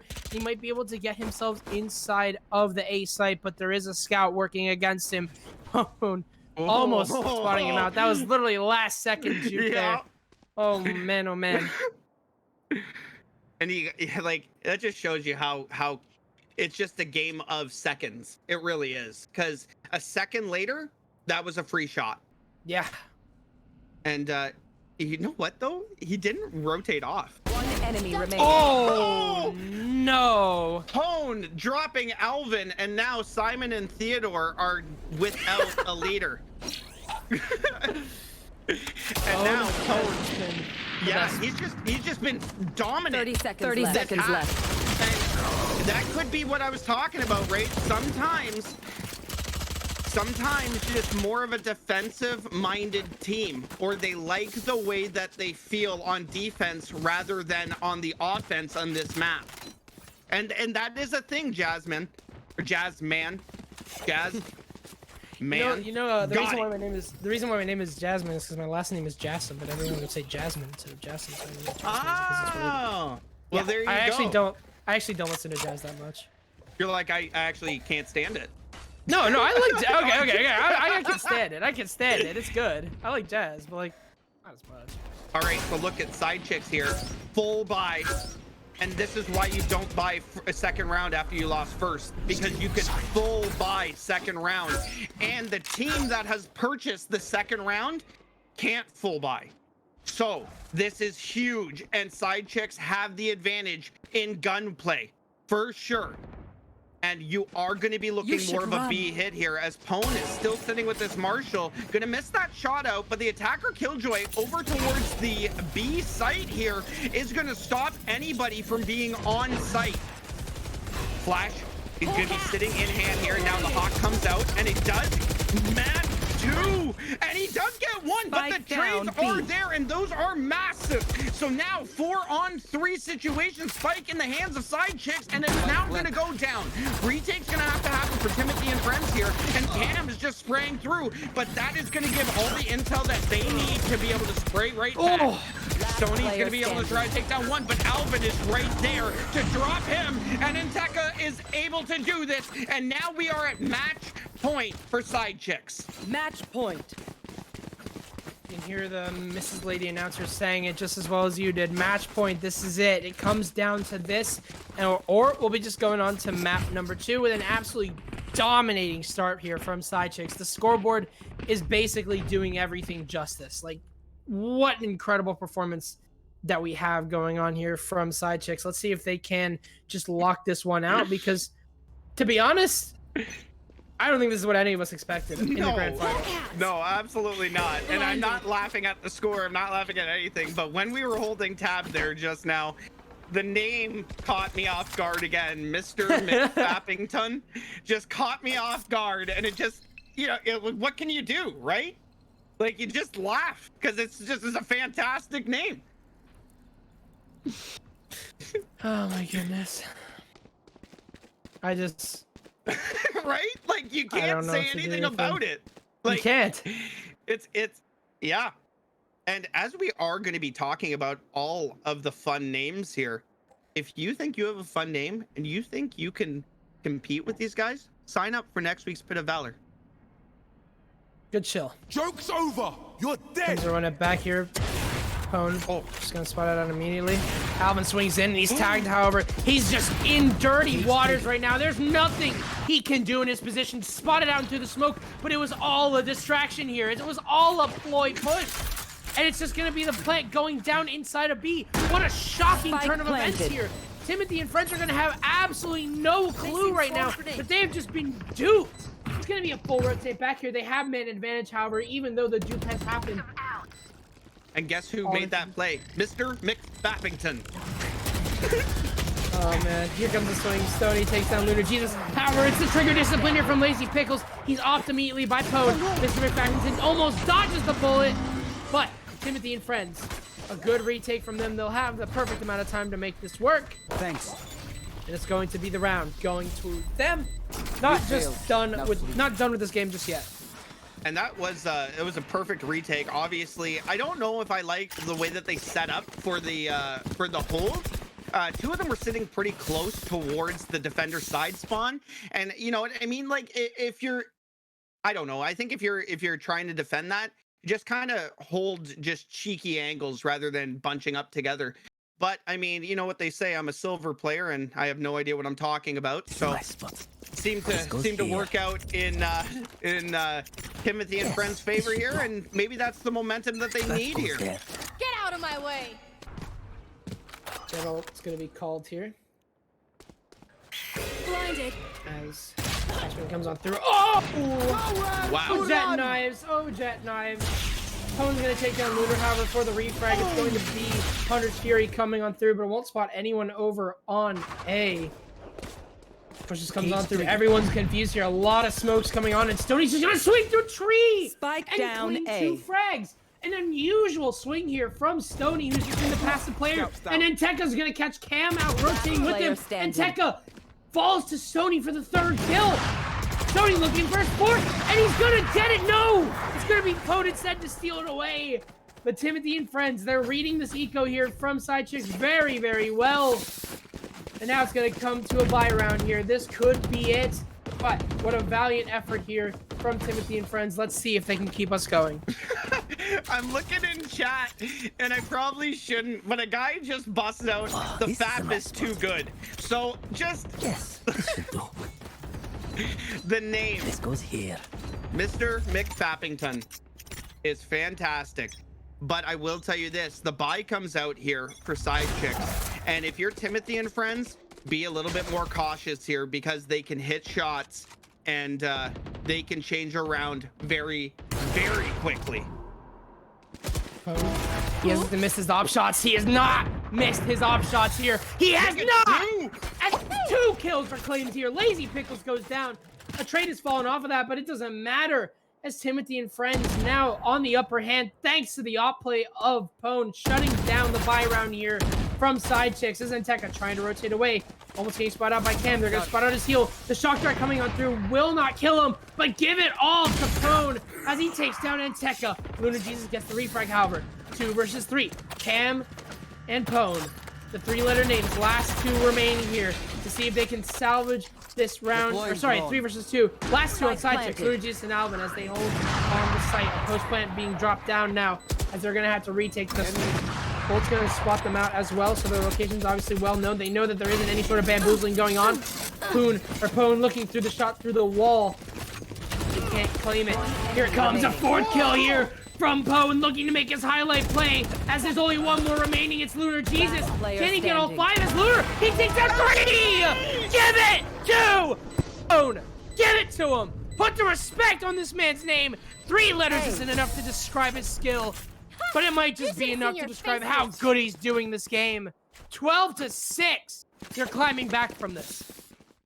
Look at this. And you know what? I should have said something because I was going to say, if they are to win this round, Pone is going to have to get an ace. And I was going to say it when he hit those 2 shots over towards A long.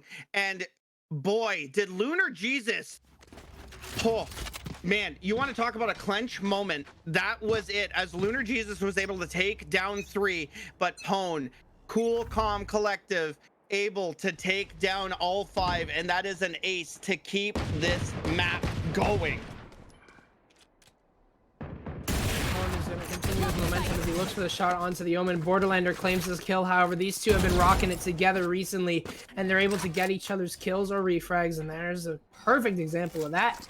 Cam going in for the cameras. They're going to find out that basically the entire team is sitting on the B side. Here comes the Hunter's Fury. It could be huge as he's looking for the kill onto Lazy Pickles. Just waiting for it. Oh, he can't get it. It was so close. He was but he too at least far. tags Lazy. Yeah, it was just a little bit too far. But Lazy Pickles, he's very low. Cam getting caught off guard by Lunar Jesus, who just swings in here. Tim, however, only took 2 bullets. And he gets him 2 kills. Stoney takes down Alvin, and Timothy and friends are looking dominating right now on this defensive half. But must remember, only 1 mistake, and it's all over. Lazy Pickles takes down 1, but Tim's on for 3. Defenders take this round, and they're taking back this game. But only 5 rounds. That's all they need to take us into OT. 5 rounds, Jazz. And listen, I didn't want to say this, but I've seen this happen. And we were talking while we were off air. Yeah. I've seen this exact thing happen where the team that was just completely dominating, and I mean completely dominating as Side Chicks was, lose this game. So they do have some work to do, and Timothy and friends still have a lot of work to do. But away we go. And I'm anxious to see. This is only map 1. You should run. Really very close to map 1 here, as here comes a killjoy from Side Chicks. Could this be enough? But they're not pushing off of this. They're instead just allowing Timothy and friends to continue throwing shots at them. All the utilities are going on out, but they aren't making an effort to get themselves inside of the site. They're instead getting shut down by the crossbars being held by Timothy and friends. And if Side Chicks force a rotate, Pone is sitting in mid with an op. This is going to be really rough here from Side Chicks if they can't get a push going. But Lazy Pickles to take down Borderlander, that could be absolutely huge. Lunar getting himself inside of mid. He's got Pone looking right down the middle, just waiting patiently. 47 seconds left. Side Chicks, they haven't gotten the gears running. They haven't gotten their push going. And it's going to show in these last few seconds of the round because they're just stuck inside of A main. And they'd think, you'd think that Timothy and friends would rotate. But with Pone in the middle, they know that he's not going to rotate. They know that there is no rotating to a different site. It's going to be the execute coming on out here with the run it back not working here. Lazy Pickles takes down Tim, however. 20 seconds remaining. The op from Pone is shut down by Lunar Jesus. That is absolutely huge. It's a 4 versus 2's left. Cam hours inside the site. And it's all over as Zentekka and Lunar each claim a frag of their own. Timothy and friends, they did so well. They fought so valiantly, but they weren't able to take map number 1. Map number 1 goes in the way of Side Chicks. It sure does. And listen, that's got to give Side Chicks at least something to think about, because they were so close to just completely shutting that down. Map 1 goes to Side Chicks, but Timothy and friends brought that back to a respectable fashion. And if you're Side Chicks, you just have to think about it for a second here, because going into map number 2 here, you don't want to be overconfident. And let's just take a look at some of these kills here, right? From Lunar Jesus and from Lazy Pickles. 21 and 13 for Lunar Jesus, and Lazy Pickles was 20 and 12.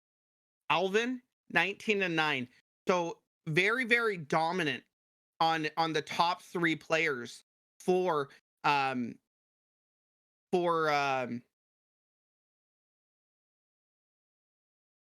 on a sec. Everything just froze on me. Sorry about that. Very dominant performance for Side Chicks, honestly. But like I was saying, if you're Timothy, you just gotta just take your time. Next map, shake it off. Away we go. And let's get ready for map number 2. I'm ready. That game had me by the heartstrings there. Everyone on the side of both those teams. I think I think Caris Bell. That was you. That was you playing with my heart. So, especially that Alvin guy, bro. That I mean, everyone was going off. This was an extremely exciting game. Even though we saw what was an 11-1 half, even though we saw what looked like Sidechicks basically just running away with it, making a mad dash towards the finish line.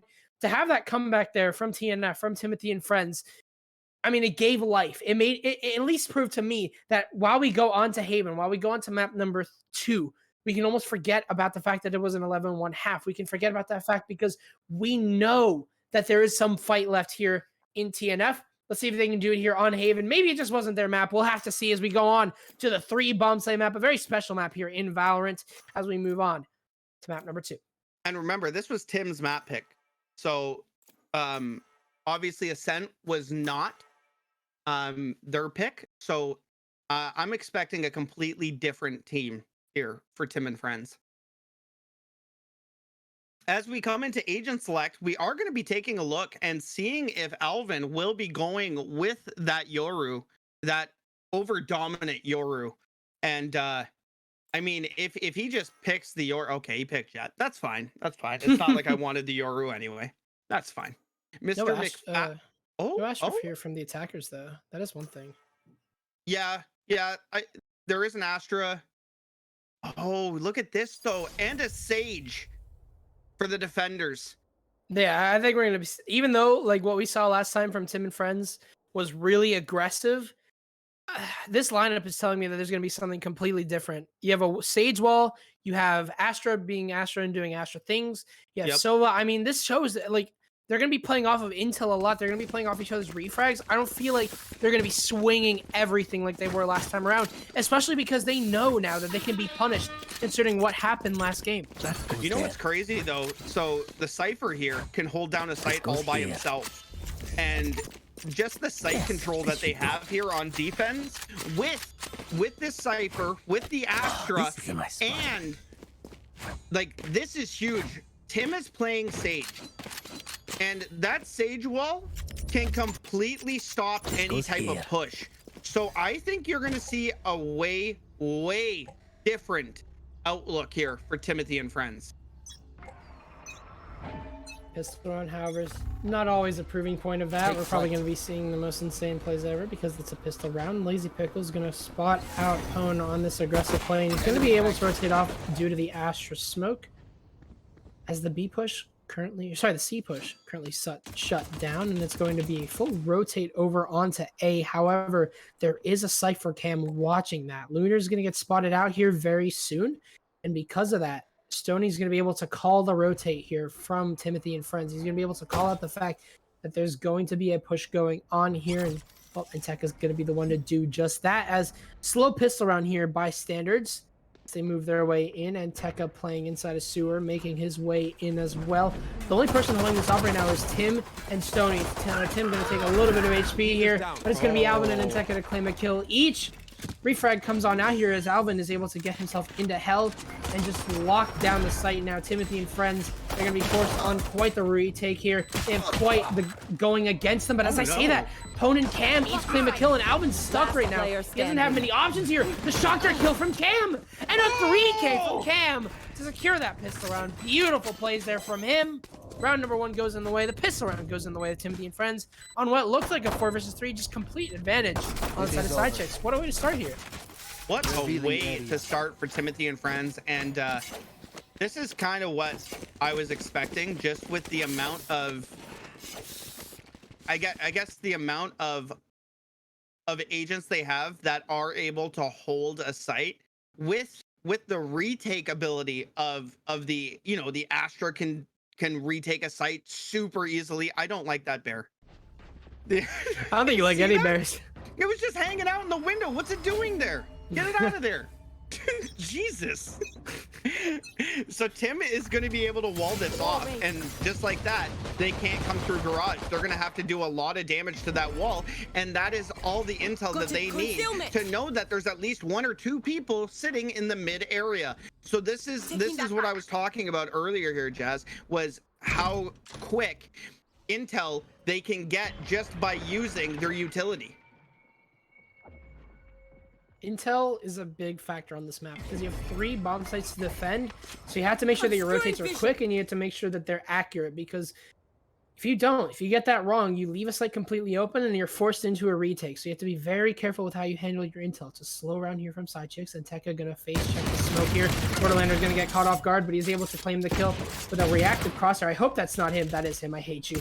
Here comes Mr. McFappington. He's shut down here as Tim claims 2. It's a 5 versus 2 here. It's a flawless what's looking like it. No. The Lazy Pickles shuts that down as he takes down Cam, but he is so refraggable here. And he does get Spike refragged down, by mid. Pone. But Lunar Jesus is inside of C, but with the options limited and with an Astra actually also right behind him, he's got nowhere to go. It's going to be another run here from Timothy and friends off the bye. Good stuff from them. Pretty standard so far, the first few rounds that we've been having. Yep, and that's what you kind of see here. After the first round, if you lose it, you're gonna lose the second round. That's 100% guarantee, by the way. And it's normally with my other caster, it's a Derek and Eric guarantee, where if you win the first round, you're 100% guaranteed to win the second round, and there's a no money back, and it's not guaranteed. So, you know, just kind of keep it going.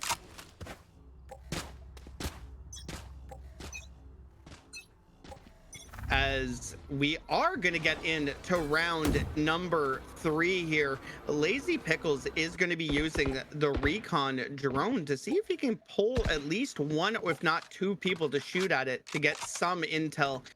And I don't think it's going to actually get any intel. Oh! Mr. Wow. McFappening, what a shot that was. Hello.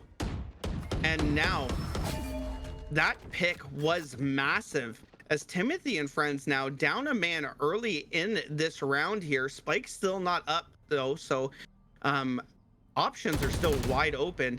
And this wall is about to break middle as the Astro Star is going to come out and block the wall. As Lazy Pickles still sitting towards the long area here. And that does look like that's exactly where they are going to be pushing out. And Pone is going to be able to take down 1 here. So bringing this back to a 4-on-4, but everybody's playing this so quietly and just walking up over towards the C site.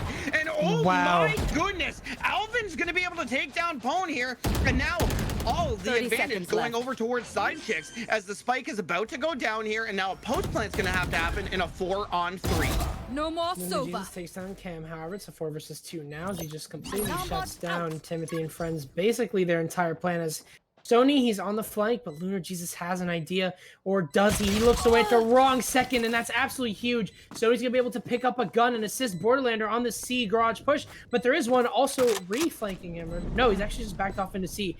Really passive play here from side chicks, and that's what you want to see right now. This first plant is completely in their hands as Borderlander takes down Mr. McFappington, but there's nothing else that really can be done here from Borderlander except for finding a few kills, but not even that as Alvin takes him down. A round is reclaimed here by side chicks. So far, a pretty standard game. You know, you see a bonus buy here from side chicks going their way. And now it's going to come down to a pretty aggressive round at this point. But so far, very passive playstyle here from Timothy and friends.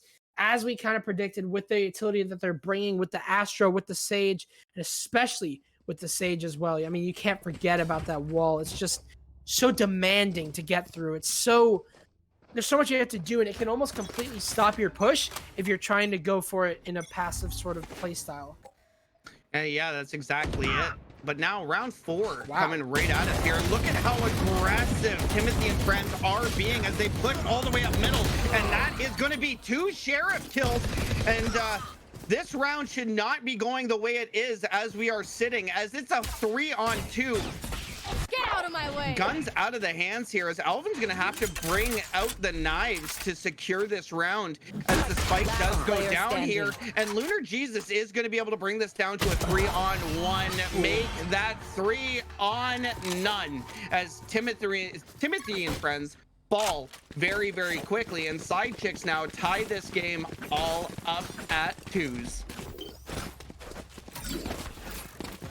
Said it was going to be an aggressive round, and we got basically exactly that.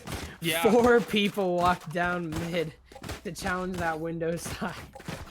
that was really funny to watch. But yeah, really good round here from side chicks.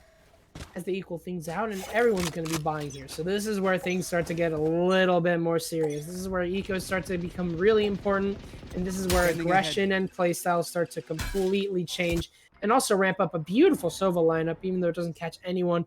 Although it was destroyed, so they will know that there is at least an aggressive position inside of A. And aggressive is the true meaning, because Tim is just inside of Stewards, ready to challenge Lazy Pickles. He gets spotted out, but Joke's over. going away. It's Cold War inside of Stewards, but here comes Manteca with the runner back to gain intel, and the guy sitting outside Stewards also tags him up quite a bit. Not a lot to ask for from that one, but Lunar Jesus swings in on this entry, takes down Stony. He's gonna spot out Borderlander, but Borderlander goes huge down as he A. takes down 2 kills. Spike will get dropped here. Lazy Pickles gets the kill onto Cam. Smoke comes on, it's gonna smoke out Heaven, and Tim's gonna be able to take down recover Stony. But there's another kill for Borderlander as Lazy Pickles without his fury, looking for Tim, but Tim's gonna back up, and Pone with the full HP is also gonna be able to re-swing onto that, but 3 versus 1. Lazy Pickles has the HP advantage on at least one guy. Ironically enough, it's the Sage. Doesn't tag down Pone. 30 seconds left. I mean, it feels like all hope is lost as Lazy Pickles not only doesn't have Spike, but he also has 3 to go up against. Borderlander waiting for that intel. They're now going to know that there's someone there, and there's the swing there from Pone. Wasn't expected to win that one by any means. No, beautifully done. And Timothy and friends made that look very, very, very easy. And as soon as they spot out, Lunar there, just kind of hanging out all by his lonesome, or Lazy Pickles, sorry, hanging out all by his lonesome there. It was just a matter of let's all swing together and just take him down. And just like that. So a 3-2 now, a little bit more of what we were expecting from the first map, I would think. More of a back and forth game. But maybe Side Chicks just haven't found their stride as of yet. As they are going to be pushing up towards the mid area here. Still no bomb in hands. He And, just forgot the Spike. Yeah. Well, they just left it there, I think, just to kind of play the waiting game. And if one of them does drop, they don't drop Spike, right? So it's a smart play, and it looks like they are going to pick up the Spike though and move over towards the A site, as only one member of Timothy and Friends is over on the A site. But guess who it is? It's the Cypher. And that Cypher can hold the site all by himself, which is why he's such a good character on defense. And as I say this, the lockdown is gonna go down here. So that's got to be enough to know that now everybody's got to get there. And it's not going to be a fake at all, because they are going to be fully onto site now. And that push has already happened. No players are going to be detained, but the retake is going to have to happen. And Tim and Stony are going to be able to take down 2. And they're going to be looking for multiple here. Alvin able to take down 1, and Cam able to get that trade. So right back to a 4-on-2 here. And the Spike is down and ticking away as the last remaining member, and that is Alvin for Side Chicks, is going to have to just run away and see if he can hold this off, because I believe that's what he has in his hands. Remember the last game when Yoshi just got, he went absolutely massive on C. If you haven't seen that, make sure to go back into the VOD and go on to Haven. I don't remember exactly what round it is, so it is going to be a bit difficult, but it was quite interesting. Yoshi was able to hold down an op sitting inside of C, and I think he got 4 kills for his trouble. He did. He got and 4 kills. He got the op as well. He kept it. He did. Yeah. He got the op, got 4 kills, and then that's what started that run for them, for Timothy and Friends on the last map. So it was huge. Yeah. Alvin now taking a yeah, absolutely. And Alvin taking a page out of Timothy and Friends book here and keeping the op last round. So let's see if it works out in his favor the way it did for Timothy and Friends. Altorb is going to be picked up here. Yeah, so Altorb being picked up here at Long C. And I'm interested to see if this round is going to go the way I think it is for Side Chicks. Oh, that's not a great start, though. That's an even worse start here. It's 2 kills still in the favor of Timothy and Friends. Lazy Pickles, however, does claim back 1. That's going to be Cam going down. As Pwn through the wall here Wow. gets Lazy Pickles. I mean, yeah, it happens. Yeah. As- Like, what do you Four say? versus two. Just, well, dang it.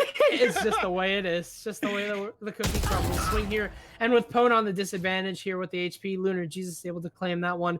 Lunar Jesus is a name we've been saying a lot. He's a really good player, and he's definitely been showing up for enemy side chicks. remaining. But he's going to need a little bit more than that as 30 he seconds left. is taken down by Borderlander.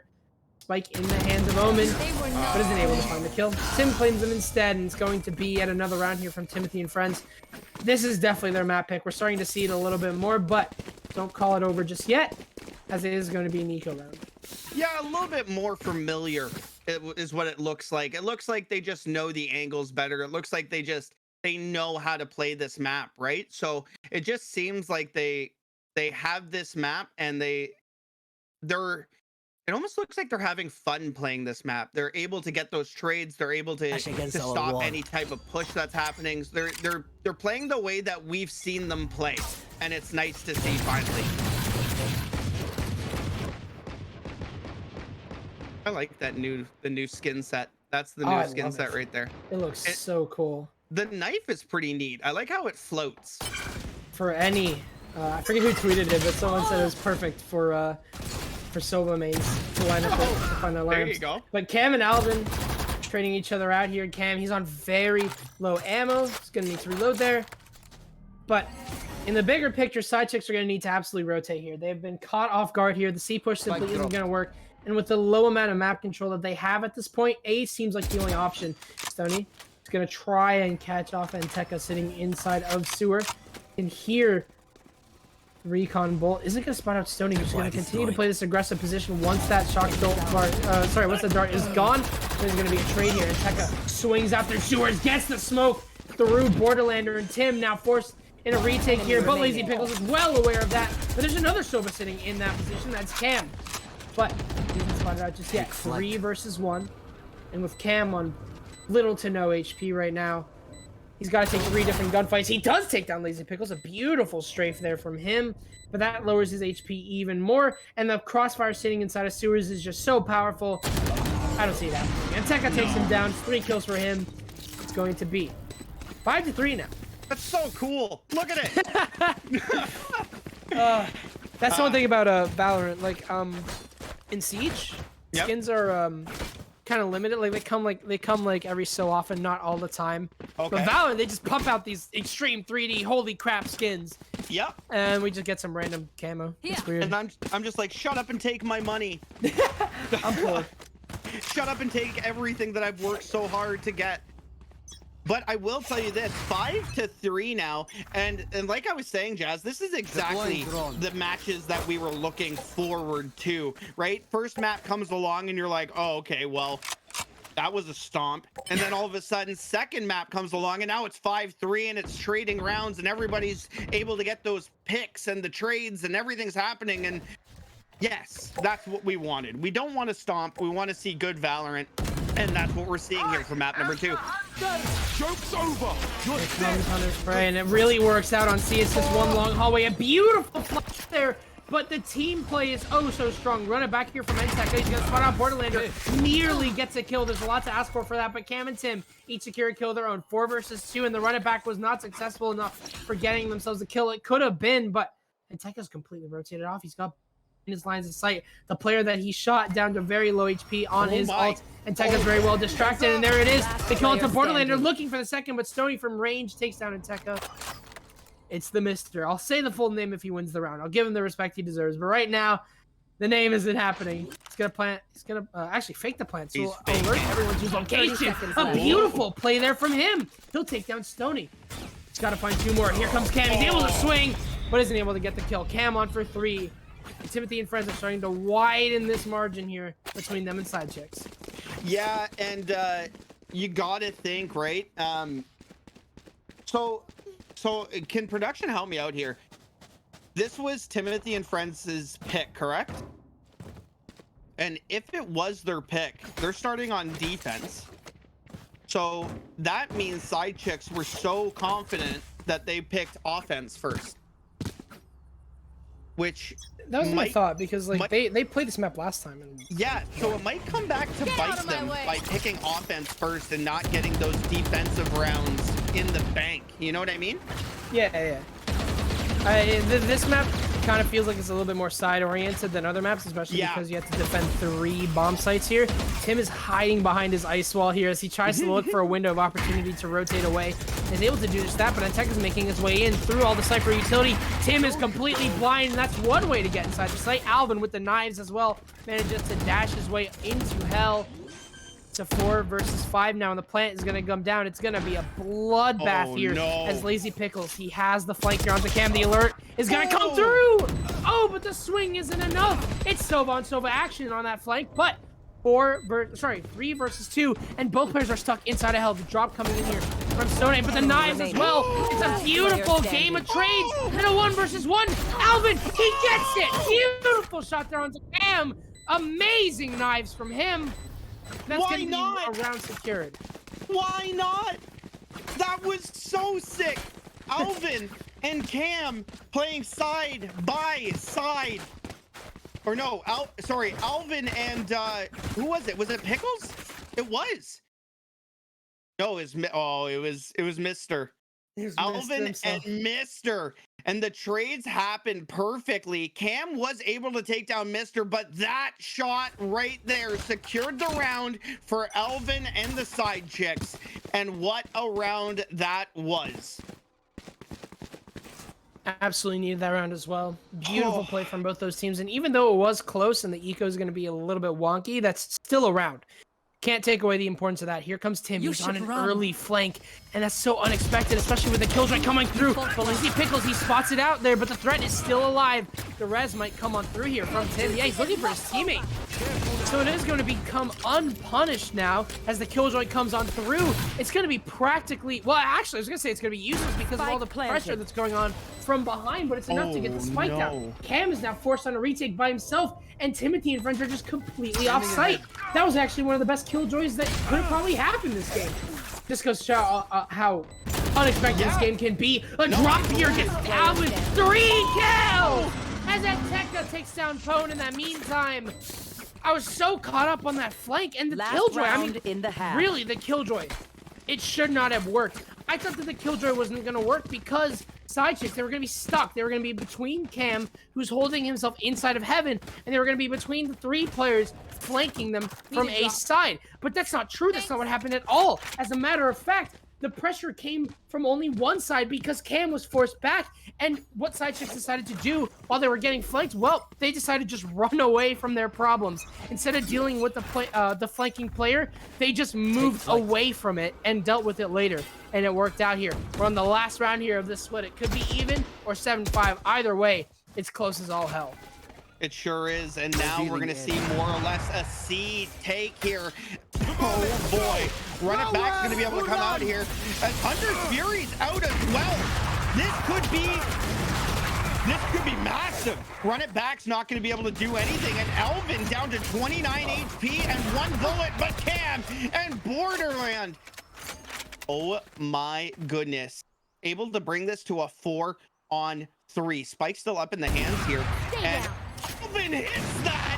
Of course he does! Why am I even shocked? Get out of my way! Alvin bringing this rate to a 3-on-3. Spike's still up in the hands, and now the knives are out as Alvin and the rest of side chicks gonna have to try to see if they can make something happen with 41 seconds left. No shortage here of energy. This has been an insane game so far. It's a 3-3 to decide if this half is won by Timothy and friends or tied. You can hear the Omen coming through. He's going to be inside the site, and they have no idea. Tim's going to fall here to Anteka, and Mr. McFappington is going to be able to get the plant down here with no trouble whatsoever as Borderlander is forced out by the Phoenix flashbangs. Utility usage to a T right now, but here comes the Astro Wall swinging through Mr. McFappington. He closes out that window, however, by getting a kill onto Stony before the wall collapses. 2 versus 1 right now here for Borderlander, and he's also going up against Jet Knives, who he has no idea is right there. Alvin is waiting patiently, and then Tekka takes down Borderlander. It's going to be the 6-6 half here for side chicks. It literally could not be any more even. And this is the only thing that I'm gonna say. Do not let Elvin start running away with this game, Placing alarm bot. because that's what I know, but now he's on Placing swamp defense, grenade. so he doesn't have to play aggressive, which is not a great thing if you're Timothy and friends, because now Elvin can play that almost passive aggressive. You know what I mean? He can just wait, and then all of a sudden he can attack. He doesn't need to overextend. And let's just see exactly what happens now, because side chicks are on defense and Timothy and friends on their map pick are now on offense, and they need this map in order to force a map 3. Probably the most important pick around of this entire tournament, as Stoney takes down Alvin. There's a second player amongst him, so just got to be extremely careful with how he handles his next few steps. Tim moving into C garage. He's got the intel of the Sova drone. Alarm bot's going to spot him out, as well as the Sova arrow. Although he is Sage, he is going to need to take some time to heal. And Tekka, that was the player on the flank, but he is going to back up here. But he's still going to be a threat, even though he's not there. They're still going to have to worry about his presence in general. The wall's going to come on down here, and that's the alarm for a B plant as they come on in. Tim's going to swing a little bit too wide here, and Lazy Pickles claims 2 and make it 3. That's Borderlander. He managed to claim a kill, but what's the point? Him Lazy Pickles gets 4 of your teammates. Spike is down in Cam on such low HP. What a huge round from Lazy Pickles. And we talk about just how important that pistol round is, and it's won by Side Chicks. From here on out, with their eco, they can start to snowball this game into their favor off of this even half. Lazy Pickles was like, hold on a second. Did Alvin die? And Alvin's like, yeah, I'm dead. So Lazy Pickles was like, okay, I got this. And he went middle Placing swarm grenade. with the frenzy and got 4. Time for a field test. Yep, Placing sentry. that just happened. Side Chicks now up 7-6, and this round should go in their favor, as it wasn't a force buy for Timothy and friends. Smart play, and Alvin's just gonna run away with 27 HP and now play the support character. But what a round, what a good start to the second half this has been. Timothy and friends are going to get spotted out here by coming in from Side Chicks, so they know that it is going to be an A push. But what can they really do? Look at the man count coming in from Timothy and friends. They're just going to flood this site, but here comes the swing. Alvin and Lazy Pickles get their kills as Lazy Pickles claims his second. Lazy Pickles claims his third. What a name we've been shouting for these past 2 rounds. 3 kills for this round and 4 kills last. Lazy Pickles 12.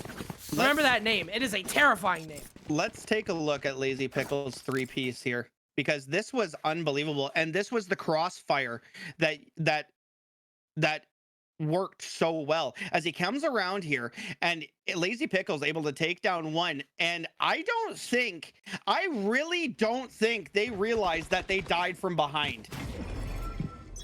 I think that they didn't realize that Lazy Pickles was behind them, shooting them, because both of them died and neither of them looked over towards Lazy Pickles. So huge round, and now round number 3 of the second half.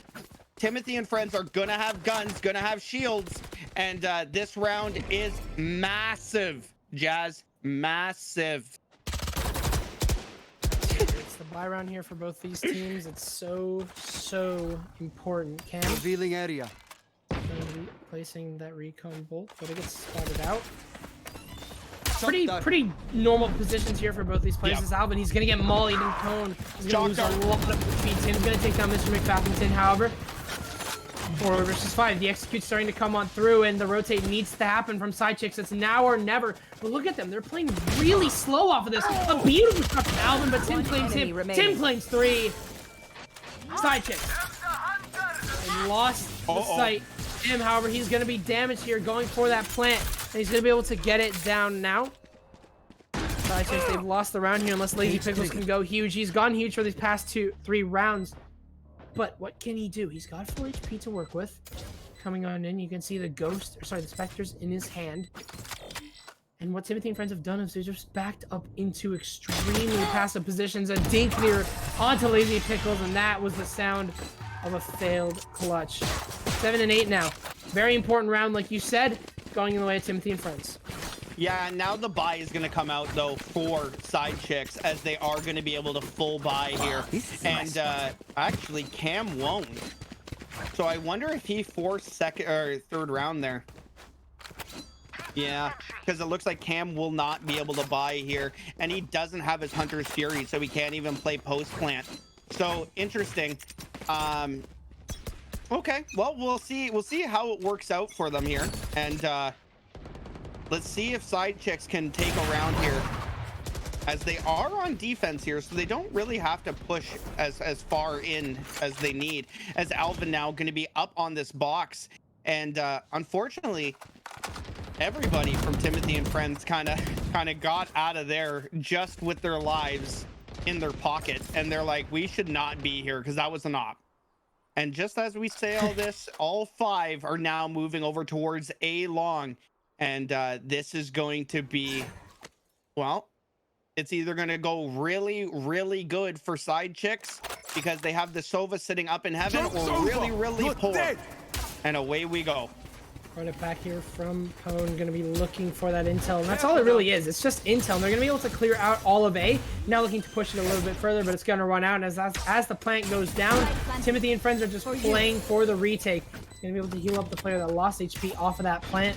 A 5-on-5 retake. It is going to get really bloody really fast. Shock Dart not going to deal any damage to anyone here, as it seems like it is going to be the push through the A main. It's going to be the push through that lamp door instead of the heaven. It's not going to be some sort of weird flank. It's going to come right into the faces of Timothy and friends.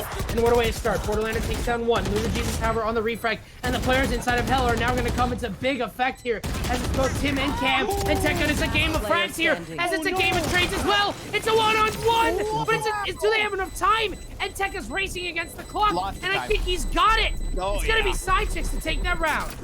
Wow, what a retake, Jazz. That was huge. What a I want retake. to see that again. I want to see that again. Well, we will. Let's take a look right now. Like, look at Borderlander. Like, he had everybody dead to rights here. But you know who, like, wow. Tekka just went massive. Sometimes I look at the scoreboard in order to see who got kills. It was just trade after trade. It is a game of trades on Valorant, and that was just a prime example of that. And honestly, and Tekka there, that, like, they were dead to rights. They had no idea there was a person sitting towards that cat area or short. And that should have been just an easy spray down on 3. But in Tekka knew just to, like, my team have to my left, I'm going to look directly at short. And it worked out so well for him. The ability to hit that headshot was the initial start of that retake. And before you knew it, he just was able to take down 2, flip over to his classic, right click, and defuse, and move on to the next round. As Side Chicks now taking a 9-7 lead. What do you think so far, Mr. Jazzman? What do you think? This is even with Eco being in this game, and even with all that, I don't know if that does this enough justice. There is so much going on at a time. It really shocks me. I really don't know what to say, but it's going to be the push over from C long. No garage control as it looks. It seems like there's just going to be the Cypher going for that flank, but as I say that, everyone is rotating over, deciding what they want to push, and it seems like it is going to be that C garage push. And oh my gosh, did that drone spot them out? I think Tim was in the perfect position where they didn't even realize he was there. He just hid. I don't know if they realized it. Lazy Pickles, he's gonna double check, but like, they don't know. Lazy Pickles, they have no idea. He's got nits. He's got some sort of spidey sense that there's someone there. He's gonna get taken down to 1 HP and finished off by Pone. Opening frag goes in the way of Timothy and friends, and the Shock Dart's gonna come on through. And the plant as well. Running back here from Tekka as he's gonna make his way into B, but he's not able to do anything. Stunning. He's gonna spot him out. Oh! What a flick there from Tekka! Getting his value from the run it back as he claims a kill. going to be a 4 versus 2. The Sheriff round not going in the way here of Timothy and friends by the looks of it. Through the smoke, everyone is going to get shot at. Lunar Jesus gets taken down by Borderlander. And Tim, he has nothing that he can do as Lunar Jesus claims 4. It was a Sheriff round after all, but still. Beautiful retake there from Side Chicks. They'll take the round. It's going to be their 10th for them. And as we move on to round number 18, they're only 3 more rounds away from taking us. Ending it. I'm sorry, but Lunar Jesus, that round was massive. Yeah. He had a 4-piece. And that's fine that they had sheriffs. Sheriffs are a 1-hit headshot. And Lunar Jesus basically threw caution to the wind and just ran at them full force and demolished 4. So huge round for Lunar Jesus, and now 10-7 here. They got a spike down. Alvin, hello? That was through. Yeah, that was through the cipher trap. Alvin killed somebody through the cipher trap, and before you know it, it's a 3-on-2. They're going to be pushing in through sewers. However, the rotate is going to probably be the play right now because, to be completely honest, they are completely choked up here with the crossfires. But no, Alvin's forfeited said crossfire. He could have taken down one, but he's going to swing in the perfect time and drop the spike. It wasn't both of them, but it was at least one, and now Cam is very aware of the threat, and he does get both in the end, counting down for 3 kills that round. It's my favorite grocery. It's my favorite food area. It's 7-Eleven, but here we are. Side Chicks now in the lead. They could completely evaporate or eradicate the thought of map number 3 from anyone's mind as they're looking to take Pit of Valor number 43. We've only got 2 more rounds, and they'll do it. What did I tell you at the beginning of this half? Do not let Alvin catch fire. Yeah. And I think maybe Alvin's died once this half. Yeah, I mean, it's been an unexpected performance from literally everyone. Everyone's so insane this game. Like, you just can't let that one player catch fire, and that's exactly what's happened here. As, like, all the utility, all the ults, everything, they're just trying to throw it over towards C and trying to force it from happening, and it's just not gonna happen. You can't force something to happen, and Tekka is able to take down 2, and just as we're going, oh my goodness, Lunar Jesus and Alvin able to close this out, and now Jazz, match point, tournament point, whatever point you want to, last point, every point. This is it for Side Chicks. 1 more round, and they're your Pit of Valor champs. So, I guess, throw caution to the wind if you're Timothy and friends, and just start going, because now you're going to have to just, well, you got to win it out. You got to win out. Side Chicks are only 1 more round away from looking at that Wikipedia page for Pit of Valor number 43 and going, huh, that's us. We're Side Chicks. We won that tournament. We're on number 1. Alvin here with the op. He's going to get spotted out here in a beautiful rotate out of that position. If he wouldn't have met left there, he would have been a dead man. He's going to come. Recon bolt here. Coming in as well as Hunter's Fury. He's able to tag one as Alvin takes down Cam. 4 more people stand in the way of Side Chicks, make it 3 as Lazy Pickles takes down Pone. This B take is completely shut down as Borderlander, he saves it from a flawless, but it's a 4 versus 2. So far, 4 versus 2s have never been won this tournament from what we've casted, but Mr. McFappington shuts it down. Tim with the knives is the last person to go down as Alvin on the Jet ult takes the entirety of the tournament. That's going to be Pit of Valor number 43. Going in the way of the Side Chicks. You've earned your name, Mr. McFappington. I'll give it to you. My camera's gone, but still, you've earned your name. I'm clapping. You were. You can't see it, but I'm clapping. You screamed, and your camera was like, "I'm out of here. I don't want to play anymore." Like you're just gonna yell at me. I'm done. Listen, what a unbelievable showing from Side Chicks, and listen, I don't think they're Side Chicks anymore. I think they're the main deal. I think this is it. They are your chick now. They are your chick. And Taka 21-12. That's massive. That is so massive. And the one player I said you couldn't let just run wild was Alvin. And Alvin ended 21-9. 21-9. 4 first bloods for Alvin, going absolutely massive. And man, just a sure dominant performance from Side Chicks, and they looked fantastic. Hey, welcome back. I'm on 240p, but I made it back. I made it past the Shadow Realm. You know what though? You look better than ever right now. Thank you. Yeah, that was that was a close game. Even though the scoreline, even though the 2-0 doesn't show it, 2 7-13s. I mean, we still have to count the Ascent comeback there. That was nearly for Timothy and Friends, as well as that Haven bloodbath on the first half, the 6-6 equal half, but it wasn't enough. Alvin and the Chipmunks, they managed to do it. I mean, what a shocking performance from them. Absolutely good stuff. And that's it. Pit of Valor number 43 is done and dusted. Side Chicks, they take it in a dominating fashion. That last round wasn't even close to being anywhere near Timothy and Friends game. But really interesting stuff. A very, very fun game to cast as well. So a few different little things before we let you guys go. I know everybody has been hanging out for a very long time, but we want to say a big thank you for our sponsor of this Pit of Valor, and that was Cage. And if you are looking for a team, Cage is looking for a team. So exclamation point sponsor in chat. And if you guys think you have what it takes to join a fantastic organization, jump all over them. Another thing, Radiant Arena is back. Ladies and gentlemen, you have to be Radiant in order to play. So exclamation point Radiant in the chat. Make sure that you get in though, because it is $1,000 per tournament, a $3,000 grand prize of the total tournaments. So make sure you jump in on that one.